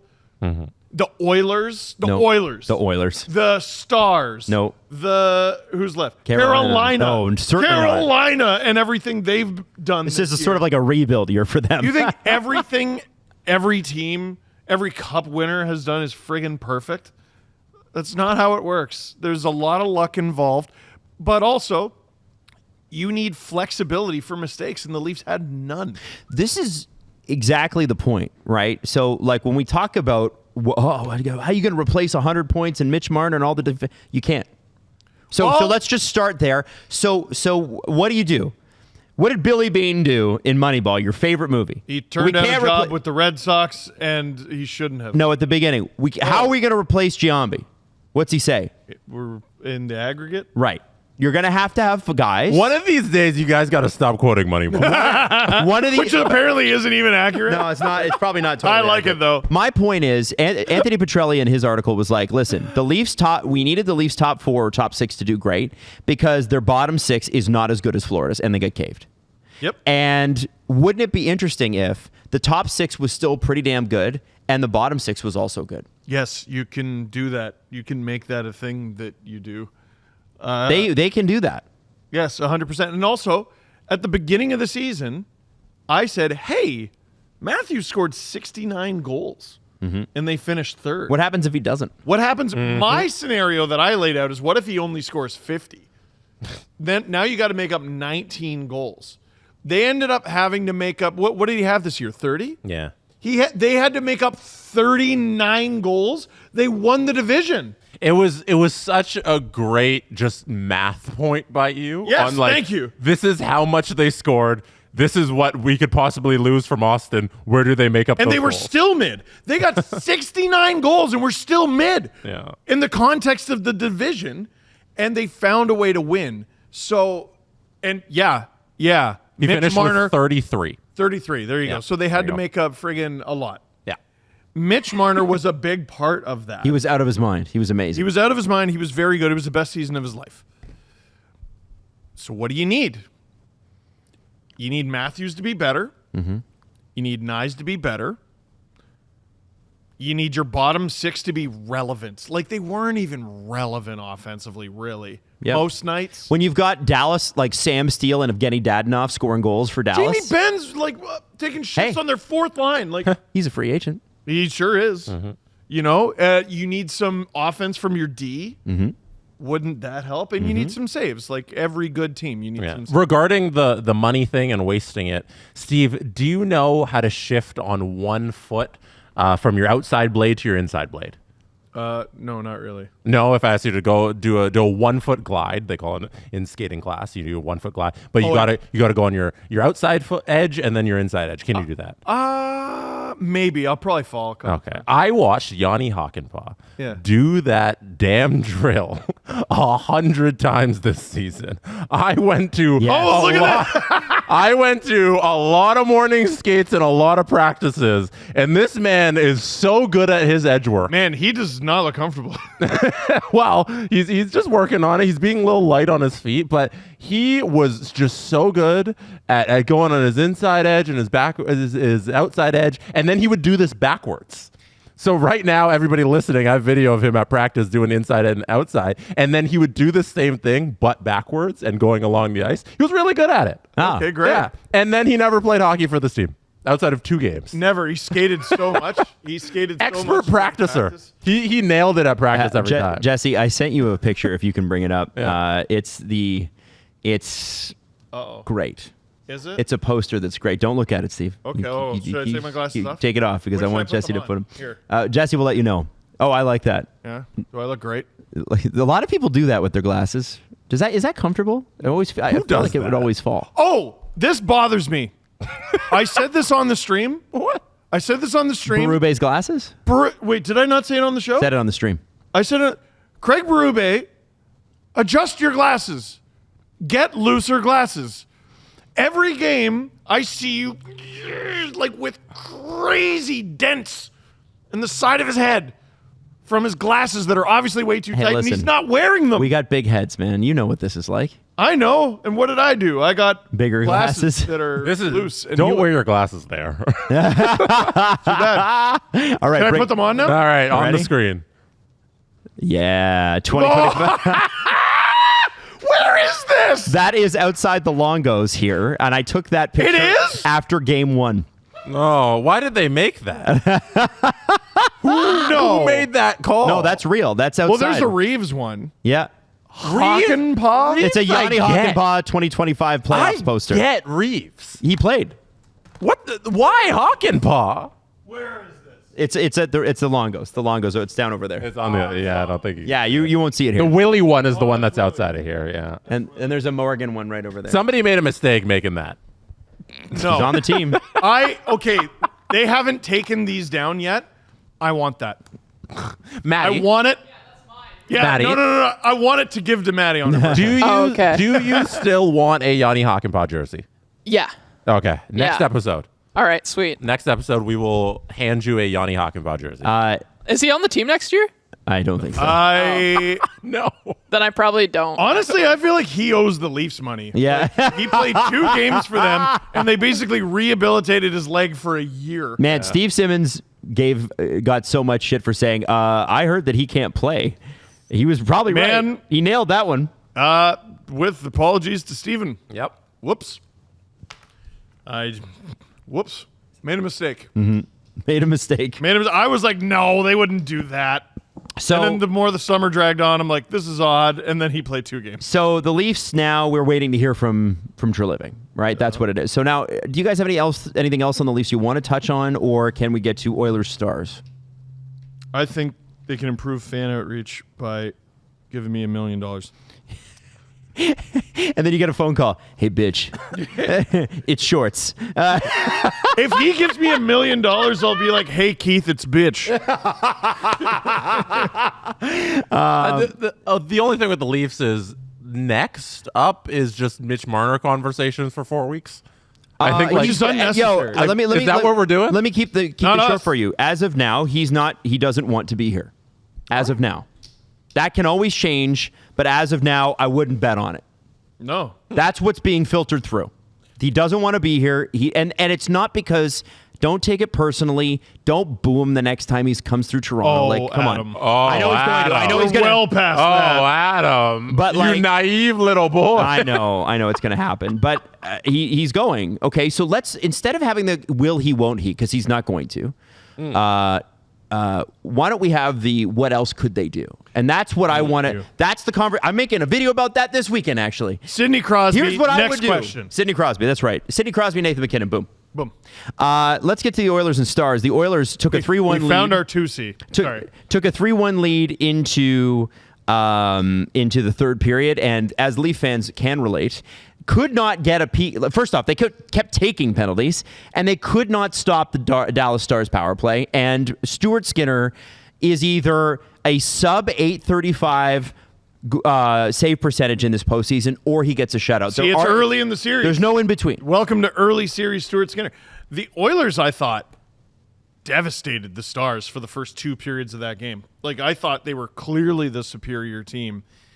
I think it was Kulak's second penalty of the game at the end of the second, and they score, and so they're back in the game.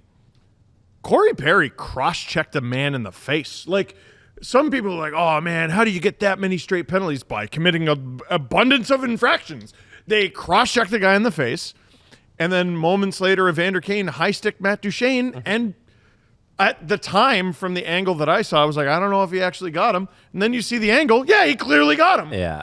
And they scored on all three. They committed infractions that the referees have to call. Unforced errors, would you say? Yeah, Very much. When you get to the playoffs, we watch the Panthers play hockey. You can do a lot of things and not get called. Yes. And the Edmonton Oilers lost their cool and were like, okay, we're just going to do this, and the refs have no choice but to call it. And the Dallas Stars are deadly on the power play. Deadly. Granlund is growing on me like a vine. That was the entire difference in the Jets series. Like, if you just had the whole series play at 5-on-5, the Jets might be in the conference finals right now. But the power play exists, and these Dallas Stars do not let you get by when you commit a penalty. It's allowed. Yeah. It's allowed. Canada, 2014, Sochi, Marie-Philippe Poulin. She scores the golden goal. Canada had a 5-on-3. I'm sure a lot of Americans are like, yeah, we know.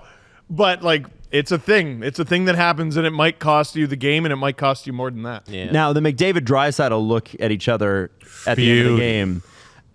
I think if you're Dallas's defense, you should be worried a little bit. Oh, my God. Because they're coming. Oh, my God. That look that they had to each other, it was sort of like, McDavid had so many dazzling plays. I look at those two guys, and I'm like, you guys are the peak of everything. They're amazing, Like, you're aren't so they? friggin' cool. I wish my guys had that kind of look. They had killer. They had, I'm going to How kill you. can you not look at that stuff and be like, that's what pro sports is all about? Yeah. You guys Over, coming under. back and getting this series back to even. Over under 4.5 points combined tonight for those two. 4.5. Oh, that's for combined. Combined. I'll take the over. Oh, I'll take over take on that. Yeah. And I love Dallas. I think they're friggin' unreal. I think Dallas might be the best normal hockey team left in the playoffs. Yeah. But Yep. they're playing aliens. Like the hardest team to evaluate. I couldn't imagine myself betting on an Oilers game. What are you getting? Live betting? Yes, but before the game being definitively they are going to win or they're going to lose. I have no idea. Are you looking at any of those goals and saying if Stuart Skinner has it, it's a different game? It was a couple of nights ago. Sorry. If Granlund's one is a piss missile. Duchesne's is a bit of a tire fire. I'm trying to remember them all. Man, you maybe like a save on the Sam Steele one to give him a 2-goal lead, but that was an unreal move from a guy who, man, the Dallas Stars have taxed Sam Steele with doing a lot for them defensively. And if he's able to hold the fort, they'll win the series, but I don't know. Yeah. It's Dallas. I mean, sorry, Yeah. it's Edmonton, man. Yeah, it's gonna be tonight's gonna be fun. Steve Dangle watch along, by the way, tonight. I have done 2 Canes and Panthers games, and they've both been fun in an unsuspecting way. The Canes are now boring in the way that they're losing, and they're getting their asses kicked. Their fans chanted "shoot the puck" and booed them after one. Is that helpful? I don't think it's meant to be too. I don't think it's to be helpful. Yes. I Fucked up my own. By the way, we have a lot of Cats fans in the chat, and one of them, his name is Jose Pantalone, also known Love as that. Joey Pants. Hell yeah. Hell So every yeah. time he comments, I'm like, Jose Pantalone. Hey. But That guy sounds like every guy from Florida. absolutely, he's wicked. And Maple. But I got to ask about the Canes have allowed. Okay, they allowed 6 goals the entire second round. Okay, they've allowed 11 in the first 2, and Bro. I don't even blame Freddie for most of them last night. Kochetkov let one in. Freddie, there was one Freddie, I'm like, probably should have had that. But the Canes defense are literally letting the Florida Panthers just walk straight to the net. Yeah. And then what they do, they make a cross crease pass goal. That's it. They'll do it from behind the net. They'll do it in front of the net. They'll do whatever you want. Whatever you want to do to the Canes defense, you can do it right now. If you just view the Florida Panthers as a goon squad, they will kill you. And I tried to say that at the beginning of the Leaf series. They are a tough team. They are an exhausting team. But if you make it a speed and finesse game, they can kill you that way too. Apparently, somebody in the comment section said Jay Fresh had to take that, like, Rod Brendamore's system's so exhausting to play that the guys might just be exhausted. But I was like, they had a week off. Like, Yes. no, that's not true. And That doesn't make much sense. It also doesn't help, by the way, that Rod doesn't adjust. And I know it's a rebuild year kind of for the Canes. Let's be honest. Like, you don't have Nietzsche, you don't have Drury, you got Stankoven, who's 5'8", against the Panthers. You're in the final. You're in the Eastern conference final. And you know, they're gonna have a bunch of cap space to spend this summer. They got great draft capital. Like, good for them, right? So I was kind of saying, like, okay, and this is in a video I posted last night. Is there a world where if they get swept, you talk about Rod Brind'Amour losing his job? Because I look at some of the player lineup decisions and I'm like, fascinating. yo, you guys seriously are going into the playoffs and into a series against the Panthers with Jordan Staal as your 3C. He just doesn't look like he can compete in this series. And maybe that's the Panthers being that good. They make players look slow. But whoa, They make players whoa, it's crazy. And I'm not trying to pick on the guys at the end of his career, whatever. But like, dude, this is a tough watch for the Canes. Like you mentioned, Stankoven, like that guy's got a lot of fight in him. But like the Panthers are going to run over a team with guys like Stankoven, Kotkaniemi, and like they would have been the second toughest team in a series against Toronto. You're going in against Florida. Like I'm trying to picture how they can do this. Right? Edmonton loses game 1 of their game against Dallas. I have no problem envisioning how they might do this. Actually, they showed us in the first 2 periods how they might do this, how they might pull this off. Mm-hmm. I can't picture it. And Svechnikov in 2 consecutive games has taken penalties punching Brady Tkachuk in the back of the head. Who did? Svechnikov's done it twice, and he's taken 2 penalties for it. See, there's things you can do. He hit Tkachuk into the bench and then went wham last night, and it's like, well, the wham is what got you. Well, and Chuck's, again, like he's clearly playing hurt. Yep. But he's being effective by being an asshole. He's great at it. He's so good. It comes naturally. Also had great setups last night. He was great. I thought that second line was going to be the line that Carolina could handle, the Bennett, Tkachuk line. Mm-hmm. And not only is the Lusterine and Marchand line running wild, but the Bennett and Tkachuk line have come back to life after the Leaf series. And Barkov scored last night, and nobody can touch. Like, I just don't know what the plan is. Like, I would love to sit here and try to be productive about this. I don't know what the plan is. And people are like, well, what Jalen Chatfield is not going to be the difference in this series. I mean, he's great, but he's not. Everything helps. I don't know, Steve. The problem I have is that, and I think a lot of Canes fans were commiserating with me after the stream last night, is I don't know where the life is. You look at like what line is working. What line has an edge? None of them. And like Aho's not a big guy either. And again, it's not about the size, but like sometimes it is. The Panthers. Oh, and they took out Seth Jarvis. Yeah, and he's back. He played again. No, he did. He came right back. But what percent? Well, and Sam Reinhart might miss the rest of the series. We don't know yet because of a hit. Yeah. So the reason they hit Seth Jarvis. Seth Jarvis was hit away from the play because was it Seth that basically it was a really quick play. When you see it in slow motion, it looks bad.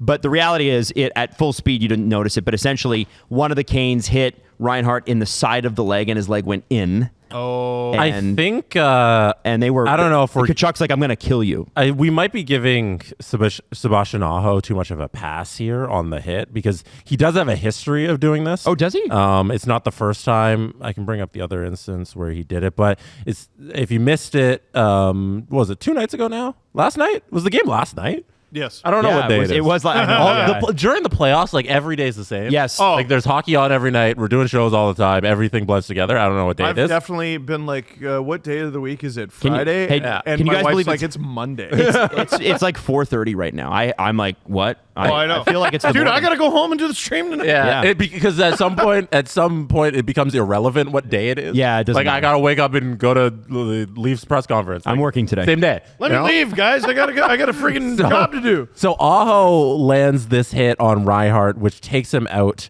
of the game and maybe the series, and who knows for how long. You'll see it here, Steve. He comes across and he hits him right You can see it there. It's ugly. Yeah, and what became clear, Jesse, is that a lot of the Panthers didn't see that when it happened, and then they saw the replay at intermission, and they came out and they're like, "We're gonna kill you." So what it looks like is he hip checks him in the thigh. And, This one doesn't have the other angle. And his skate might have been dug in enough because he... Yep. That's the screenshot. Yep. I don't know. So, a lot of stuff is not going in the right direction there. He skated off on his own? Yeah, he got to the bench is right over there, right? He got over there. So his skate must have been dug in. Yeah, I'm going to pull up the other angle and just show you the full hit from Aho.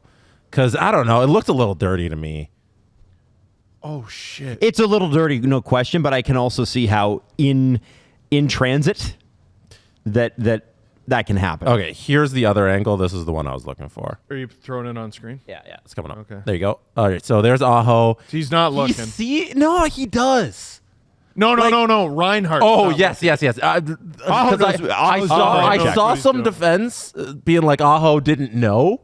No, he knew. He knew It was a little late. But the Look at Panthers have this. hit them late all series. Yeah. That's ugly. Look at that leg.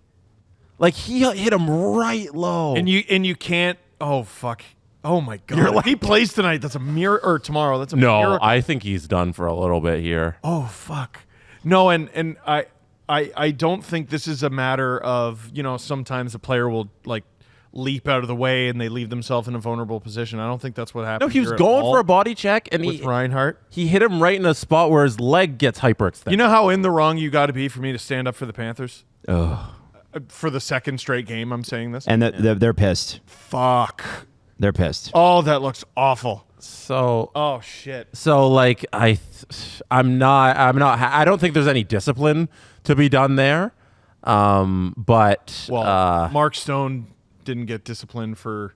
If you go back and watch Mark Stone injuring Miro Heiskanen this season, I don't know what they would have suspended him for, but there should be a category that is, what the fuck are you doing? He just dove at Heiskanen's knee head first. It was really weird. So this was brought to the attention of the people on the hockey Twitters, because this isn't the first time that Sebastian Aho has been in an incident like this. He hit Adam Fox in the 2023 season in a similar, I don't know if it's similar way, but no, I think it was in the regular season at some point. Okay. And he goes low on him and hyperextend and hits him right in the knee. Whoa. So I don't know if it's history enough that he's done it before, but it's an ugly knee on knee from Aho on Fox. But see what I mean, though? Fox is at least trying to evade this hit. Mm-hmm. And yeah, he does get him in a really unfortunate spot, but he's trying to evade this hit. Reinhardt is just standing there and gets... He's not standing there. He's flying. They're going fast. Yeah. That's important. What you saw, that's Reinhardt important about looks that like an hit. uppercase K. Yeah, but that Aho hit happened at full speed. Yeah. I do need to. Yes, it is yes, worth yes. mentioning, right? And that's why I said I don't know that he did injure him and he did hit him in the wrong spot. Whether he meant to or not, I don't know if we can determine intent based on that. No. This is the thing with the Panthers, though, is if you injure one of their guys, They'll kill you. They will injure you back. Mm-hmm. Brandon Hagel took out Barkov. And Hagel, after the season, was complaining that if Ekblad asked me to go, I would have gone him. That's not how the Florida Panthers payment system works. I'm going to fuck you up. Mm-hmm. And Ekblad got suspended for it, yeah, but it took Hagel out of the series. I don't think Ekblad or the Panthers regret that decision. And also, Ekblad has been doing it ever since. Yep. And it's been fine. He's done that at least 2 more times in these playoffs, and it's been totally fine. Mm-hmm. Yeah. Can I just talk about the Gustav Forsling goal for a second? Yeah, for please. half a second, because man, this the is first bad. goal of the game, which happens, it was a minute and something in. It speaks to me Carolina's not a bad team. The team they're playing is just better. You know, I think Florida's just such a good team right now, and they're playing at this next level that I don't know if anybody's going to beat them in this playoffs. So we had Matthew Tkachuk behind the net. He wins a little board battle there. He sends the puck up the side of the boards, and he gives up possession. Yes. Carolina gets possession out of this after Matthew Tkachuk wins the battle in his own zone. They're still showing the roster on the scoreboard. Yeah, that's how early on in I the game. barely got into it, and they're like, oh, I'm like, oh, It's- and they've scored. It's 18:50 on the clock here. But the reason this goal happens is after Matthew Tkachuk gives up possession after winning a board battle, Carolina gets it, and Forsling decides, I'm going to be the most relentless player on the puck that's ever existed. I heard Steve say I look injured, and I'm going to make him look like a dick. He creates his own damn goal here. So Carolina gets the puck. This is Forsling here. Who's the Carolina player? I don't remember who had the puck there. Okay. I can't see his number right now. So Forsling looks at that and he says, I'm going to go deep in my own zone. I'm going to pinch. I'm going to attack the puck. I'm going to keep attacking the puck. I'm going to keep attacking the puck no matter where he's going. Oh, it's Svechnikov. It's Svechnikov, 37 Oh, there. wow. He turned around. Svechnikov has it. And eventually, Two I'm going to guys on have a teammate get there, help me. This is going to release the puck. Another Panther is going to be right there to win it. And Forsling gets the puck back. And he scores this goal here. His on a shot's so snapshot. and it goes off of Orlov and in. His shot is so lethal. And he takes the shot, like Adam said. He gets a great bounce off of a Carolina defender. That's him. And by the way, that's the team that waived him. I didn't even think about that And one. Yeah, but what's also- up, Maddie? Oh, sorry. Oh, yep, Muddy. I just want to say plays like this drive me up the wall because my coach in hockey growing up always told me never stick handle in your own zone. Oh, yeah. Never on your own for more than like 2 seconds. If you're not getting it to someone, you got to get rid of that puck. Yeah. Like you got to drive it up. Stretch in that situation needs to get rid of that puck quicker, and it's on Forsling, who's like, I'm just gonna attack the puck carrier and force him to make a mistake, and that's Andrei Svechnikov. Forsling forechecks harder than any of the Carolina Hurricanes forwards. Did you call him Scoresling? Forsling, but he should be Scoresling. He should be called That's Scoresling. great. How? What Did a we come up mistake. with that by accident? Yeah, we did. I thought I heard you say Scoresling. I like that a lot. Yeah. I think it's important that like we point that out is that clearly he's paying attention to what the forwards have done. And he goes, I'm going to do that too. Woo! If I'm going to pinch, I'm going to act like a forward. Well, yeah. he can do that because he has support. Yeah, this is a Berkey's guy in his back. own zone who's the D, who's like, you know what? Yeah. Forget going back right now and just protecting my own net. I'm going to go at Andrei Svechnikov, who's going to do a little circle back in the wrong area, and my teammate's going to pick up the puck, and then I'm going to get it back and snap a shot that goes home. And it's ridiculous. Think of that mentally. So you lose game one, and you get your ass kicked in game one, and the stat starts going around. Oh, they're 0-13 in the third round since 2009, which is such a bizarre stat. It's an insane stat. You have to be such a unique blend of good and bad to have that stat be true. And a minute was it 17 It in? scores at 18:43. And it's at home. Every player on the ice, every player on the bench, every fan in the building, those that had been in their seats, they might not have even made it to the building yet.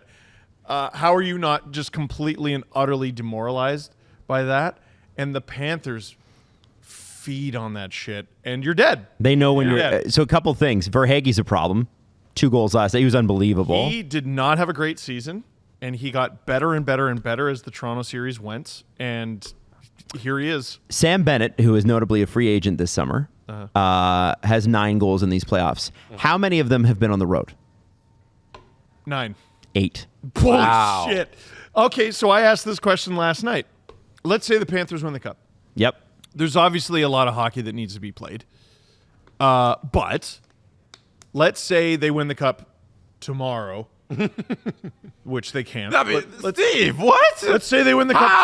tomorrow because they just bring the trophy and they go surprise, and Edmonton and Dallas, they're really Was upset. it Phil Pritchard? Yeah. Phil Pritchard walks in and says, it's over. hammered, by the way. He's just like, Blackout drunk. fucking here we go.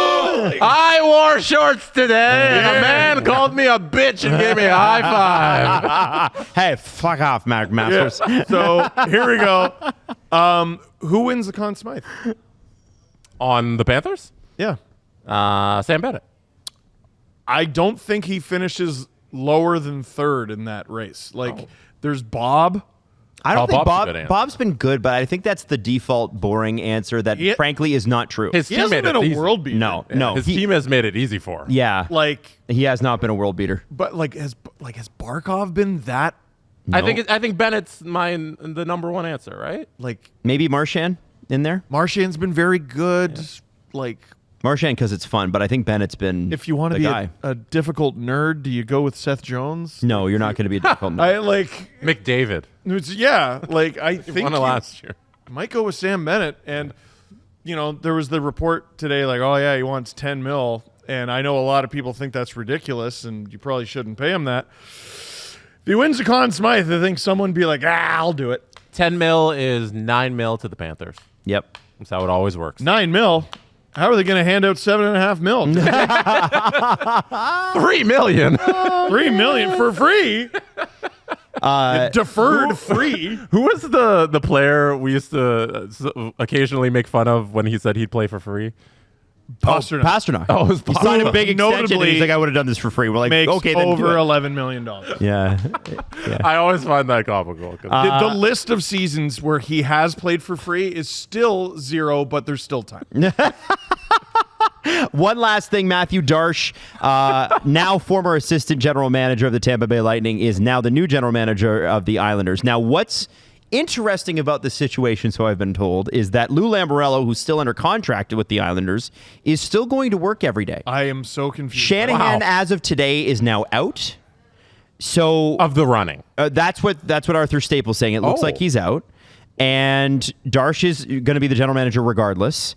And so, guys, I want you to prepare for a world where Matthew Darsh is reporting to Lou Lamoriello, because that's looking like what's going to That is happen. so They funny. may end up extending him. That's insane. So he finally gets his crack, because apparently the Penguins were very interested in him before Dubas became available. And he finally gets another opportunity, and it's like, get ready. So you're going to work you know what's under funny Lou. about that? Dubas had every opportunity to give Matthew Darsh the job. Like, for 2 years Oh, now. yeah, he could have just hired him. He could have given Matthew Darsh Because he made himself the GM. He's the president, but also the GM. He could have just given Matthew Darsh the job. What about that? Yeah. And he's refused to. But what's wild? Maybe Matthew Darsh was like, no, I don't really want to do that Ryan Graves deal. Then get the hell out of my office. Did I hallucinate Lou's contract not getting renewed? Well, yeah, they did say that they were going to move forward or move on or something like that, like a month And ago. he just continued to show up to work like George he's still, Costanza? No, he's still under contract. He's going to work out the rest of his deal. Okay. That was always the agreement, and he's going to work. He's still working. Lou, Yeah. you know how, like, you ever fantasize about when you get to heaven? It's like, hey, that thing I lost in the 3rd grade, where did it go? I want to know I want all the stats on my life. I want to know how many socks I lost.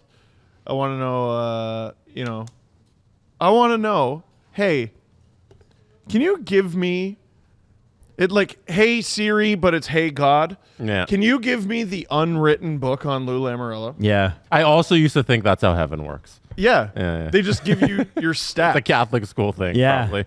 Yeah. Okay. So, like, how many cracks did I actually step on, and did it contribute to breaking my mother's back? Like, did it? You kind of just get all the universe secrets that you want to know. Yeah. Yeah. How many times did I get upset behind the wheel where I was in the wrong? Yeah. So with Lou, what's your main question for God? How? What don't we know? And you know what's crazy is Lou will probably be standing in the corner and just give a little subtle shake of the head to God, and God goes, "That's classified." I can't tell you. Yeah, I can't tell you, because Lou Lamoriello is mystic and magical.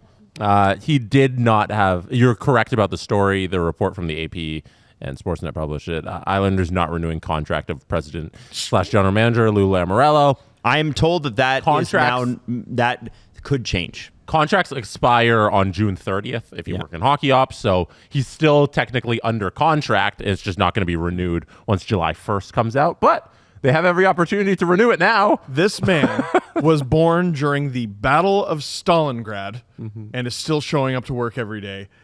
And may everyone listening to this have that kind of energy when they're 80 whatever. 84? So old. Yeah. So old. He was born like during like they make period pieces about that. They got to spend like millions of dollars of the movie budget is about 82. making things look old. Sorry, 82. And that's when he was born, and he's still working. He was born in 1942. He was in the Hockey Hall of Fame in 2009. That's amazing. He was in the Hockey Hall of Fame when John Tavares was selected in the draft. Became New Jersey General's general manager in 1987. Before Any of us were born. we were born. Yep. Before we were conceived. He was also the CEO of the New Jersey Nets for a while. Wow. That's a thing that happened. Yeah, how crazy is that? Yeah. There you go. I could see how that wouldn't have been a fit long term. Yeah, maybe. Yeah, that's crazy. Dude, this man was Brian Burke's boss. Yeah. This man drafted Brendan Shanahan. He coached he's unbelievable. It's unbelievable. Lamoriello was a math teacher at Johnston Senior High School in Johnston, Rhode Island for several years, ending in the early 1970s. You know what's going to be crazy is when he leaves this job to go like coach at a university, and he gets a girlfriend. Stop. Yeah. Who's Named Borden Lutzen. No. And she's like, hey, you want to get on Instagram? Yeah, and then he goes doing- on 60 Minutes or whatever, and he's like, hey, and she I'm on this controls Instaface. all the interviews, and it's so weird. And then she mysteriously has a giant real estate portfolio starting from when they were dating. it's Is that true? very strange. Yeah. Oh, it's yeah. Adam. She has a bunch of real estate. Adam, you should listen to SDPVIP. Yeah, we Come talked on now. about this. I forgot that detail. Yeah. Oh my god. Yeah, I don't think Lou's gonna do And that. I then- would love to see Lou doing that beach pose that they were doing. Oh. The yoga beach yoga pose. one? I would Yeah. die for that. He'd be the one on top, though. Yeah, he'd be the one floating. He'd be the one on top. Yeah. And then the university has to release a statement and say, she's definitely involved, Yeah. but like not that involved. But it's not like And that. it's kind of vague because they can't say anything because they're going to offend the head coach because that's his girlfriend. like And then they won't talk about how they met because they might have met when she was very young. I want Lou to retire just so he could like imagine he just has the most unexpected transition to like he has a podcast now and he's like, all right, so here's all the things that you've ever wanted to know. He like goes on Hot Ones. He just starts mocking the hottest wings in the world, not even making a face.